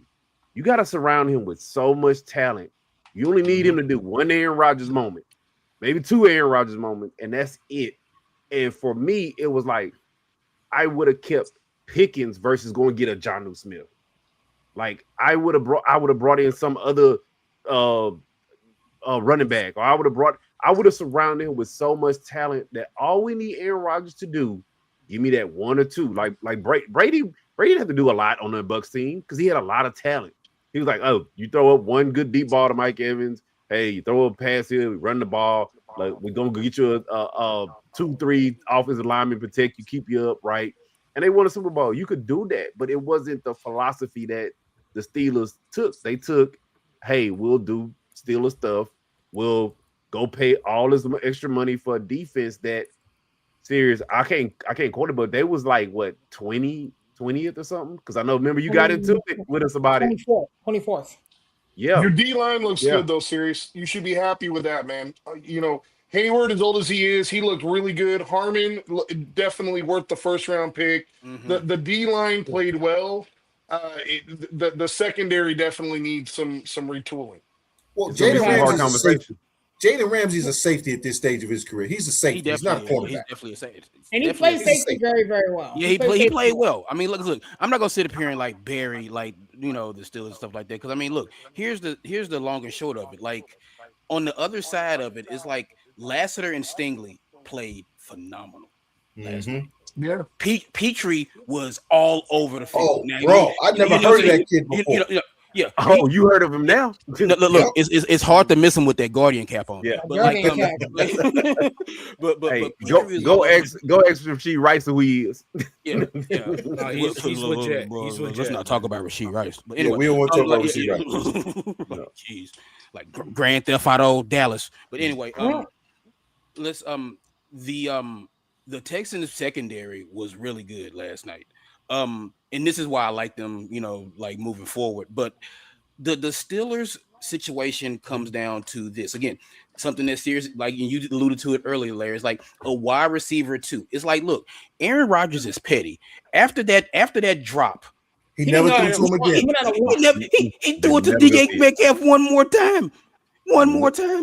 It's like, are you serious? This is not the time to do your petty BS, Aaron. You know what I'm saying? This is not the time for that. But I'm sitting there with my wife watching, and she was like, "Well, he's not going to throw the DK anymore." And he didn't. Is it petty, or does he not trust people when they don't do what he wants them to do? Does he not trust? It's petty. I mean, he may not trust them, but that's petty. It's petty. He's still your best pass catching option. You know, he's your best option to be able to move the ball. He'd rather throw to MVS Adam Thielen. And Thielen, yeah. As opposed to DK Metcalf, after the drop. Yep. Sure. You feel me? Yeah. We were in Cleveland, played the Cleveland Browns. He threw 4 straight times to MVS. Covered. 4 straight times to MVS. Yeah. So, again, the changing of the guard has taken place in Pittsburgh. I will deal with it as I normally do. Tonight I'm in mourning. Yeah, I think we didn't cook. We didn't cook that long enough, man. Look, hey, look. I mean, Brian Flores got an interview today. Honestly, we got to talk about the coaches, and if you want, to talk Brian Flores got an interview. If you want to move away just from the Steelers, I mean, the coaches, like just in general, like this is what is it 9? Like it's 9 openings right now. 9 openings. That is insane. And that's not including OCs and DCs. And I think last week we said like the Giants opening or the Falcons opening might be the best one. Now you're looking at the Ravens, you're looking at possibly the Dolphins, you're looking at the Steelers is a really good opening. Like there's a lot of good openings. The Dolphins coach thing is open. I mean, they need a coach. Dolphins are open. Like the Steelers are good from the sense that they've shown that they are committed to their staff, right? Like if you go to the Steelers, you're almost for sure going to go through your first contract, but you still have a team that doesn't have a starting caliber running back or quarterback. Yeah, but they're the Steelers. Yeah, let me say this about the Falcons right here, Brian. Go ahead. I was going to say, when you look at the Falcons, here's why I don't want Mike Tomlin or any black coach to coach for the Atlanta Falcons. Arthur Blank's a POS. Here's something that was said that everybody missed. Because everybody said, oh, it was so sudden that they fired Raheem Morris. When they were talking about Matt Ryan knew weeks ago that he was going to be named president of the team. They were talking about it on the CBS broadcast the last week of the season when they said Matt has been making lists of coaches for weeks. It wasn't sudden. They were never going to bring Raheem Morris back no matter what he did. I thought it was hilarious that I don't want a black coach coaching for Arthur Blank because I don't trust Arthur Blank to treat a black coach the way he will a white coach, and I ain't afraid to say it. I gotta say this. I think it's diabolical what the Giants are doing. Like they clearly are fast tracking. They're fast tracking to John Harbaugh by like, oh, let me get the black interviews out of the way first. Let me just get those out of the way. Like they have no intention of hiring Raheem Morris, even if he wowed them on an interview. They had no intention of hiring him. I think Brian Flores. They interviewed Pierce, Antonio Pierce, and Raheem Morris. They ain't gonna hire either one. They're not gonna hire either one of them, and it's like even if they just said, well, we interviewed Antonio Pierce just to get it out of the way. They interviewed 2 so that it doesn't look that bad. That they gave us 2 black interviews, but like they have no intentions of. I think Pierce could win the job if they won him over. Just like I think. Right, serious. Correct me if I'm wrong. Like the Steelers had other guys in mind, and Tomlin wowed them so much that they couldn't let him leave. Right? Yeah, I think Pierce could do that too. But like, come on, we know you want who you want. You want John Harbaugh. Well, because the GM needs a safe hire. No, I get that, but I feel like that Rooney Rule just like works against us. It does. Well. Listen, all I'm going to say, and I know I'm the only white dude on the panel, but I'm just going to say it's still. Are you white? Wait a minute. Are you white? Oh my god. Well, I'm just a light skinned brother, but I kind of identify. I thought you were Creole. Creole. But listen, when I interview, I don't count as the Rooney Rule. Dude, it's like Lethal Weapon 2. Wait, you're black. So listen. I'm not saying that there's not problems, but the first part of combating the problems is opportunity, right?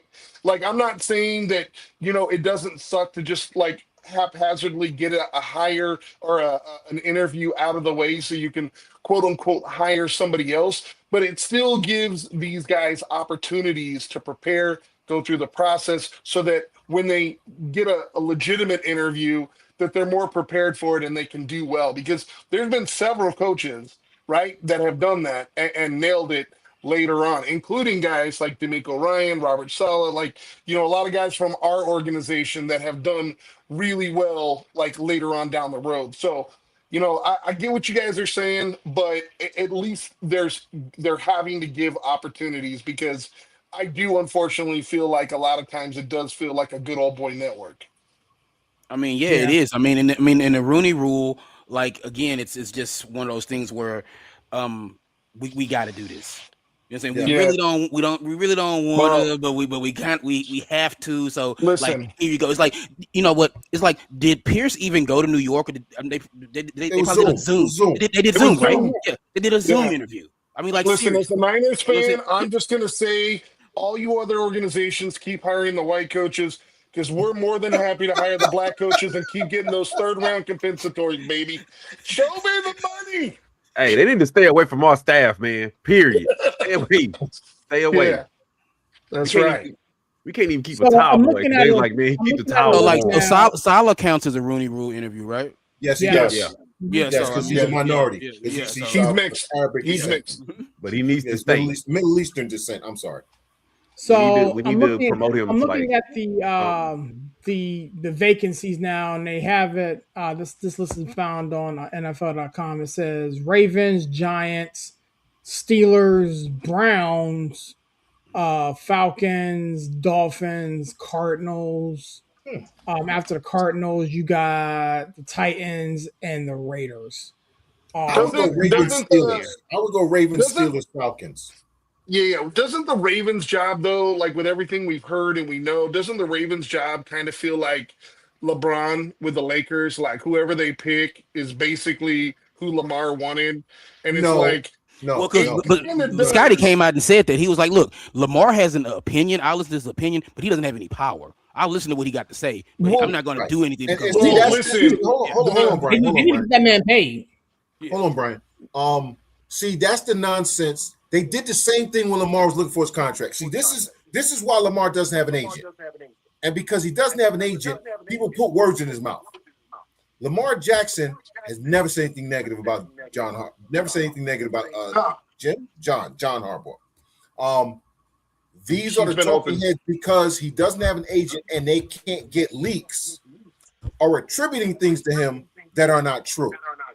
Lamar Jackson is a very simple guy. He just want to play football and he want to win. He don't give a damn who you are. He don't give a damn who the coach is. He don't give a damn what players you sign. He just wants to win.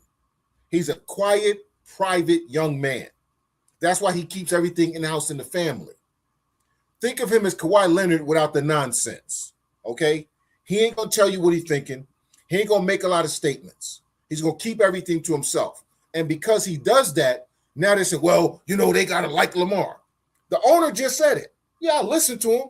Yeah. I own this damn team. Exactly. And I'm glad that he came out and said that, because it's like, Lamar, he's my franchise player. I write the checks. So it's ultimately my decision. But I listen to what he got to say. So, I think, honestly, if you look at this list, I think the Giants, we had this argument last week, and I'm going to beat the drum again. I think the Giants are the number one team based off of that, because you have a franchise quarterback, you have a ton of cap space, you have guys coming back off of injury. And so I think the Giants are the premier destination, followed by the Ravens and subsequent Steelers. But I've been saying this. I like that Falcon situation. I mean, I know Chandler just said how you don't lay off the blank, but I like people do. I like that Falcon situation. I mean, the Falcon job is dope, but who's going to get to go in there? Like the offensive coordinator for Seattle, Q-back maybe? No, I think a lot of I think a lot of coaches. I think a lot of coaches might actually covet the Steelers job. I think job security is more important. Like, I'm going to move my whole family. I'm going to move my wife, my kids. They're going to transfer schools. I'm going to uproot my entire life from California and move 3,000 miles away. I think job security is more important than people believe. And I think the fact that the Steelers have had the fact that the Steelers have only had 3 coaches in what? 60 years? Right. It's like that matters. But wait. Seriously, Rooney's, is it a unlike guarantee? Some people like the Bidwells, they're good owners. But wait, is it a guarantee that if you get the Steelers job, you're going to be there for at least 5-6 years? Is that guaranteed? Pretty much, yeah. Like the proof is in the pudding, Barry. Listen, I don't disagree with that, but I mean, if you've been there for 5 years and you're just doing the same thing that Tomlin's doing, do you think they don't get a little annoyed? Be like, all right, but they're gonna you get some runway and some leash because you have to make the team your own, and they understand that, and they get. Who's running the team? Is it Art Rooney the second or Art Rooney the third? Because see, that's going to matter. It's the second, and Omar Khan's the GM.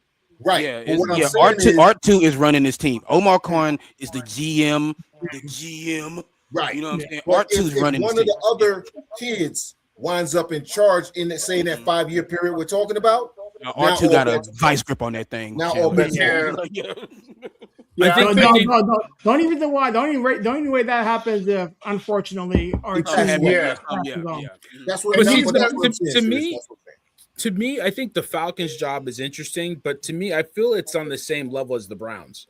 Both of them don't have a quarterback situation that you can really trust. No, wait, the Falcons, you win 8 games, you're in the playoffs. No, but pause. In my mind, the Browns have just as much talent as the Falcons. They do. That's not let that little nerd get out of Cleveland. Do not let him get out. That's to me. That's why I think the Falcons are slightly better ownership wise. I think they're kind of a push to Chandler's point. Right. Yeah. But I think they're both on the same plane because to me, the quarterback situation in both Cleveland and Atlanta is a problem. Like as much as I like Michael Penix, is Michael Penix your guy? He's not because he can't stay healthy. He's not, and then he was already older. And then he's had a couple of brutal injuries. Yeah. So if you're and what the Falcons did to get him, you know, it's just like all that's going to weigh on the fact that if you are the next coach of the Falcons, you got to be like, okay, what are we doing with Penix? Yeah, because you're cutting Cousins, right? And see, I think that'd be a mistake. I think you got to keep Cousins, bro. But the money, it's the money, right, Brian? It's the money. They're gonna cut him. So then now you have a quarterback with one leg, and you're getting rid of Cousins. Like, so what's going to happen in Atlanta? Well, you're right. I think another thing to consider that is less heralded, but I think both of these jobs more than likely are probably going to seek offensive minds, right? To try and help the young quarterbacks. If I'm an offensive mind, and I want to run my offense, do I want to run it outdoors in Cleveland or do I want to run it indoors in Atlanta? You got to think about that. That does make a difference. Brian, we know what McDaniels was doing when he was with the Niners. We know what McDaniels was doing when Miami was healthy. And I'm just being honest with y'all. If I had a choice between Michael Penix or Shador, I might lean more towards Shador. But if I had a choice between Njoku and Harold Fanning or Kyle Pitts, I'm taking Fanning and Njoku. If I had a choice between Bijan and Judkins, I'm gonna take Bijan, but our Judkins is not bad. Like there's a lot of talent in Cleveland. That defense is way better. Kirk Cousins isn't going anywhere. It's a $35 million cap hit if they cut him. Right. That's what I'm saying. But they'll restructure it. Aren't they going to restructure him? Man, Kirk Cousins is he's not giving up any money. You know what I'm saying? He's gonna be like how Calhoun was back in the day. Not a doubt. They're going to restructure his deal. They're definitely going to restructure his deal. The Steve Nash treatment. It'd be like, hey, I don't care if you put me on the bench, like you're paying me. It's gonna be just like Nash with the Lakers. Remember when that got uncomfortable? It's gonna be just like that. It's a $35 million cap hit if they cut him. It's fully guaranteed. You might as well play him. Like Chandler said, we've already seen what he was able to do against teams like the Rams and others. I think if he played all year long, they might have been a playoff team. Just being honest. But if they hire an offensive coach, and I hate this title, offensive defensive coach thing, they need to hire a coach. First of all, just hire a head coach. But they better get the right defensive coordinator because part of the reason I wanted Raheem Morris gone, they blew 6 double-digit leads. They blew 6, bro. 6. If they win half of those, that's an 11-win team. It's an 11-win team. So you have to be able to get this defense to actually play some defense. Like you got a double-digit damn lead. Listen, like we always say, Chandler, it's not just about the guy that you're hiring. It's about who they're going to bring in with them in their staff, right? That's why the interviews are important. It doesn't matter how good, I don't know, I love Clint Kubiak. Okay, that's great. But who's going to be the defensive guy you're going to bring in because you don't coach defense, right? But who's going to be the running backs coach? Be a good hire. He's going to be a good hire because I think his dad, again, they came from the Shanahan tree, but his dad understood I got to play defense so I can run the damn ball. Absolutely.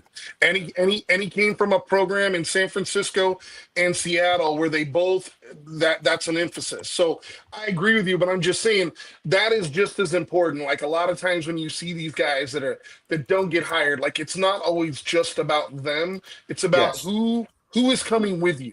Yes. Like who is going to be part of that team because we need to know that our defense is going to work. Yeah, like Aaron Glenn brought in Tanner damn Engstrom. Who the hell is Tanner Engstrom? I'm sorry. Don't hire Eberflus to be your D quarterback. Don't do that. Hey man, like real talk. I think, like I say, man, serious. I'm telling you, if Mike McDaniels flies into Cleveland, y'all need to make sure his jet not working or something, or make sure he don't arrive there. You already got a defense coordinator, Jim Schwartz. You already got a top level defense. Yeah. Bro, not let his plane land in Cleveland. Daniel or Clint Kubiak in Cleveland. Now, you know what? I need to ask this question because Sirius been shutting me down all day, and Barry just likes to disagree with me because he's a villain. Okay, take personal feelings out of this. Take all of the rivalry nonsense out of it. Organization A has a great head coach who just stepped down. You hold his rights for 1 year. Organization B has the 5th and the 12th, I believe, pick in this year's first round draft. 5 and 12 in this year's draft. You've been searching for a quarterback for 15 years. How do you not seriously consider or take that offer if they offer you both of those picks for your head coach? You want me to answer the question? You got to be specific. No, Barry. I'll break it down for you. Real quick. So he's trying to say the Steelers will trade Mike Thomas to the Cleveland Browns. Yeah, that's what I'm saying. Like, I'm asking. No, because that's exactly my point. Because Sirius already cracked the Rosetta Stone. Like you trying to be like decode stuff and like, come on, common sense. You might as well fire yourself if you trade him in the division. Come on now, that's why would you? No, what I'm saying is this. What I'm saying is this. That's like the Giants trading Bill Parcells to the Cowboys. Wouldn't it be organizational malfeasance to at least not consider it? Because here's the thing. You're depleting your rival's draft stock. Nope. Okay. You're shortcutting your buildup. So if the guy who left you is so great that if you get 2 first-round draft picks, you're still not gonna be good enough, then that means that he either ultimately underachieved with you or your whole scout department needs to be fired. But as a GM, I can't live with that PR hit. Why? And because the fans would riot. The fans would riot. Okay, but in 2 years you're in the Super Bowl and he's still 9-7. No, if maybe they possibly can, but still until then you would be villain number one. Would be villain number one. What? That's your job to take those hits in order to make the organization better. See, this is why I don't like civilians. Meanwhile, you're yelling at me about Brian Cashman. You're yelling about Brian Cashman. Yes, so because Brian Cashman he's a terrible GM, but if he did, you got to take the hits. Like you can't have it both ways, guy. No. But Brian Cashman doesn't take the hits. He lies, and then all the media covers for him. That's a whole different conversation. But Brian Cashman's a bump. Let me be very clear. He's a bump. What I'm saying is, triggered. The reality is, if I have an opportunity to make my organization better by getting 2 first-round draft picks, which means that I'm taking draft capital from you, Barry, right? Yeah. If I have to take a PR hit for 1 year, but then the following year, I'm ahead of you in the standings. That's my job, bro. Yeah. But that's my job. It's your job. Damned. Dude, it's your job to consider all options 100%. Whatever's better. What I would say is this, and this is just me personally. If you do not think highly of enough of your coach that's on the 1-year deal that you are going to retain him or extend him, like I would seriously consider that. Because the reality is, yes, it's in division, but if I'm not going to re-sign him after this year, the other team could sign him anyways. Like you're saying for an additional 1 year of use, yeah. No, that's not how it works. Serious. He said he's on a 1-year deal. No, that's not. He has they 1 own year his left, right. but he stepped down. We're talking about Mike Tomlin here. Mike Tomlin, they own. Serious. Correct me if I'm wrong. Because he stepped down, they own his rights regardless. Regardless, for 1 year. Regardless if the contract is up or not. For 1 year, they own his rights. For 1 year. No. For 1 year. This is the Sean Payton. No, this is the Sean Payton all over again. He only had 1 year left on his contract, so they own his rights for 1 year. That's not how it works. That's not how it works. They own his rights. Once the contract is up, the contract is up, bro. No, that's not how it works. As a coach, I own your rights because you stepped down, you quit. I own your rights. Only till the contract is up. No, sir. No, sir. Are you serious? No. Are you serious? Dead serious. Yeah. They own Dead his serious. rights. This is Sean Payton all over again. So once the 1 year's over, once the 1 year's over, they still have control of Mike Tomlin. Yes. Because a coach could do that anytime they wanted. If they wanted to get another job, they could leave it up right now, that Chandler. 1 year, and then after a year, go to that team, and then the team is like, "What the hell? You know what I mean? I don't get compensation for this." I don't own him, If that's the case, bro, then I take back everything I said. We own his rights. Yeah. So they own his But rights. I'll say the elephant in the room, though, bro. Dude, I'll say the elephant in the room. I don't think he wants to coach. Everybody's expecting that he's going to go coach. He doesn't. He does not want to coach. That, but this is just a thought exercise because my thought process is that he only has 1 year left, so they only own him for 1 year.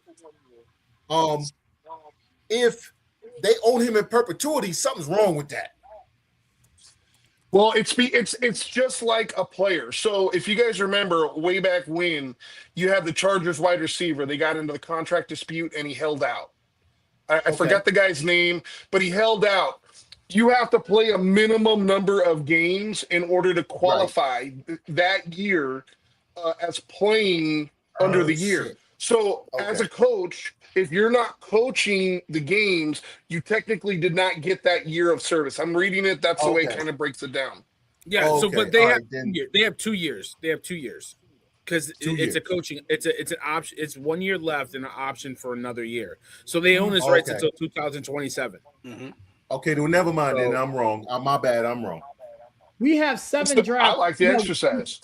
We have 11 draft picks going into this year's draft. Can you Chandler, can you say that louder for me that you were wrong? I said I thought I was mistaken, but I was wrong about being mistaken. He thought he was wrong, but he was just wrong about being wrong. Even when I'm wrong, I'm right, because if I was wrong, I would have been right. Right, yeah. I could have been right, but even though I was wrong, I could have been. You know what I'm saying? So even if when I'm wrong, I'm right. I'm right. I could have been right. I'm gonna be honest, that sounds wrong. Dude, but hey, you know what I'm saying? Anyway, But I could have been right. Yeah. You know what I'm saying? Anyway, let me get you guys out of here, man. My man Barry's got to go handle some business, man. Real quick, serious. Who do you want as your coach?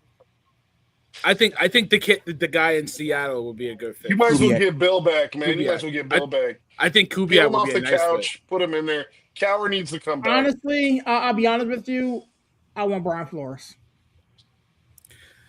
You know what? I love Brian Flores, man, and that's not a bad that's a tough dude that could handle that type of environment. I like it. He would have that defense back to like the 90s, the Blitzburg defense. Like it's funny because like I was Kelvin talking with my Shepherd. wife about this, and I told my wife, I was like, yo, just replace Tomlin with Tomlin 2.0. You know what I'm saying? And there you go. Wasn't he your DC or your He was my defensive coach 3 years ago before he got the job in.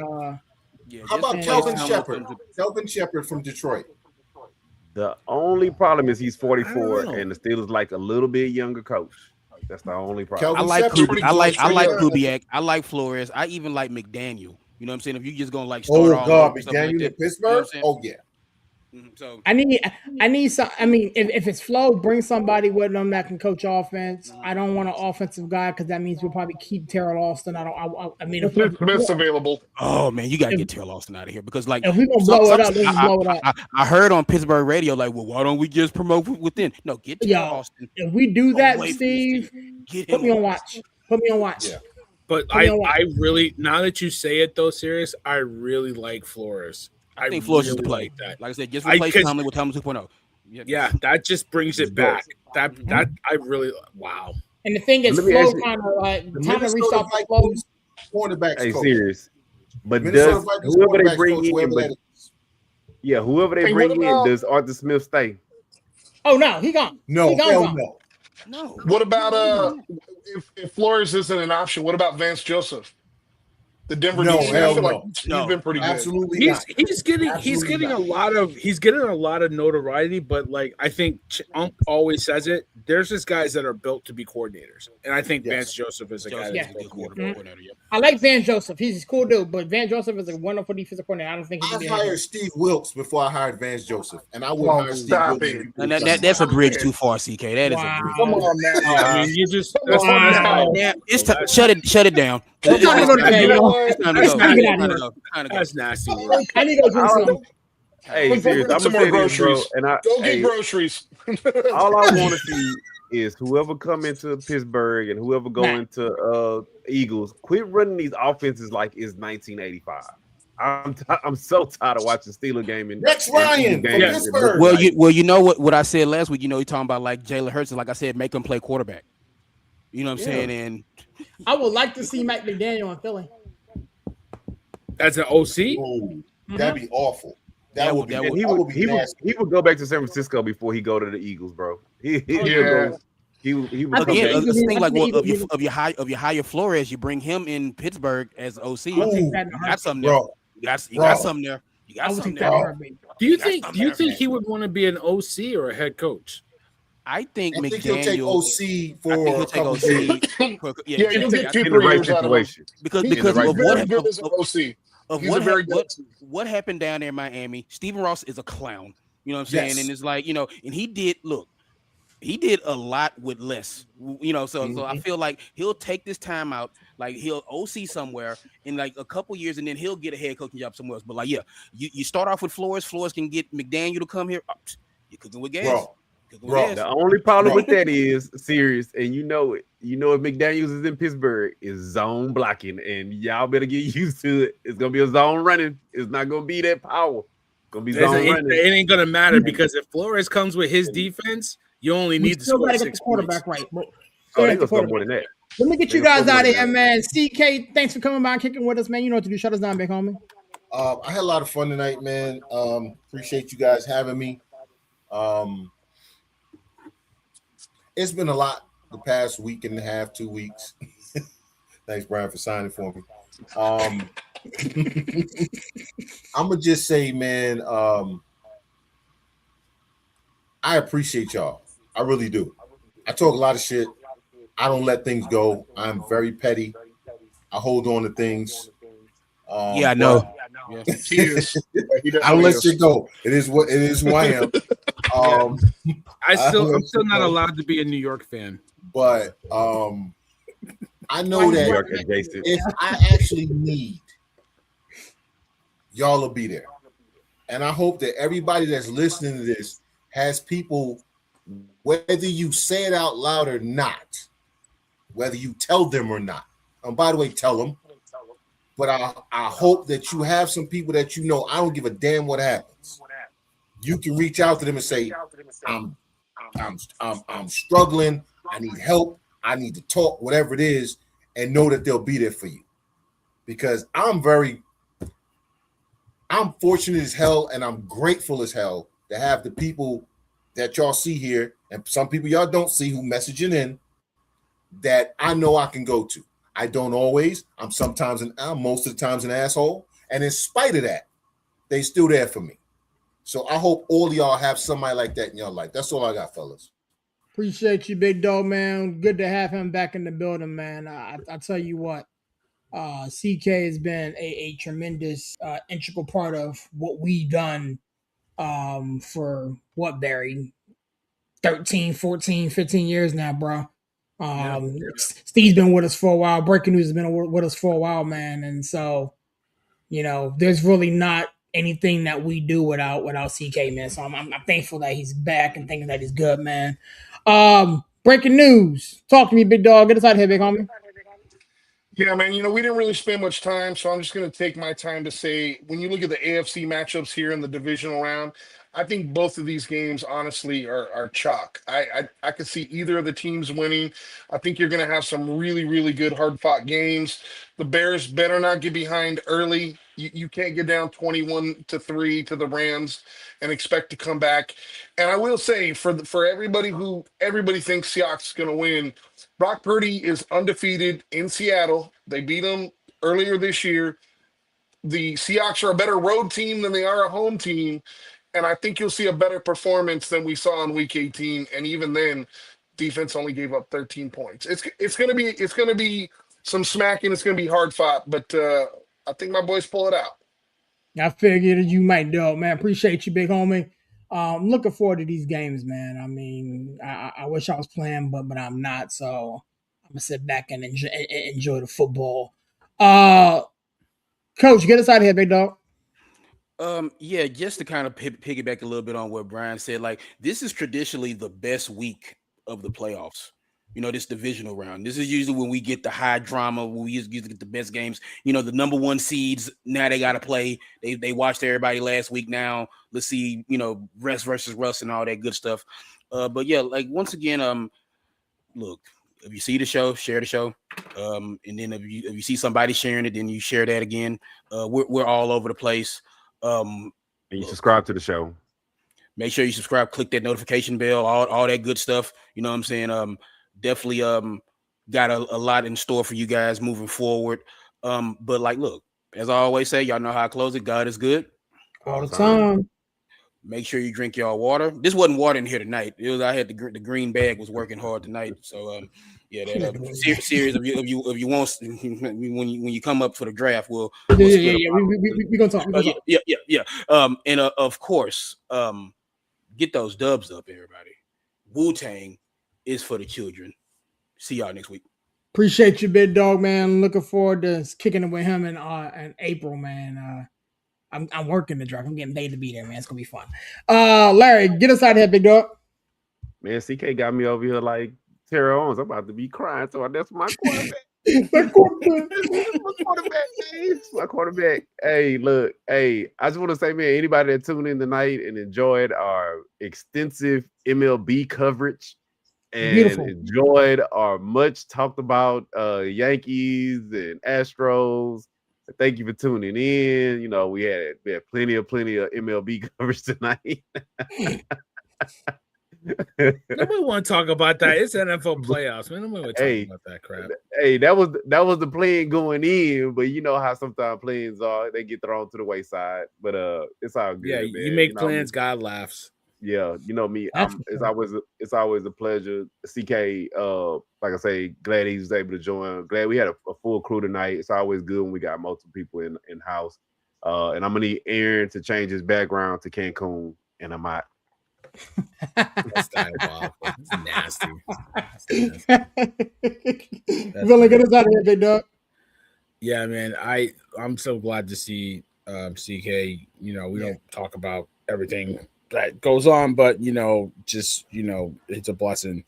Thank everybody for being in here. Serious, I apologize for being a villain, but that's what I do. Sorry. Yeah, sorry. No, not really. But no, but listen, it's all love, man. It's 45 years, man. That's all I can say. I appreciate everybody giving me birthday love, and 1 year older, 1 year wiser. It's just another birthday without certain loved ones that gets a little tougher as you get older. And it puts it in perspective. But the ones that are here, I'm blessed to have in my life, like Sirius and Larry and Steve and even Unc and sometimes Brian. I don't know. Brian's kind of annoying sometimes, but it's a blessing for everybody. Stacy, Corey, and everybody that's on the other side, on the wrestling side. So, we got big things planned. Like, subscribe. Hit that bell, get notifications. We got content all around, and we're doing big things. We got a lot of big plans for you guys. So yeah, out. Appreciate you, big dog, man. Yo, it's your boy Serious repping that 412 and the 703, man. I'd be remiss if I didn't close out my show like this, man. 19 years is a long time. And Mike Tomlin has, been the head coach of my football team, has some ups and downs and stuff all the way around. But above all else, having the pleasure of meeting him several times in Latrobe and, in and out of the community. Stand-up guy. You never had to worry about him saying the inappropriate thing. You never had to worry about him getting any type of stuff off the field. None of that, man. He was very, very respectful. And it sucks that he had to go out in the manner in which he did. But with that being said, tomorrow we'll be back in the building, backstage business. We've got a lot to talk about, man. The road to WrestleMania is off and running. So the gang will be back in the building. Stacey will be back with us, hopefully. Corey, AB, Steve, Villain will all be in the building. Talking everything in mind in the world of WWE. With that being said, I close out my shows like this, man. God is good, even though sometimes people are not, man. God bless. Catch you guys on the next one. Peace.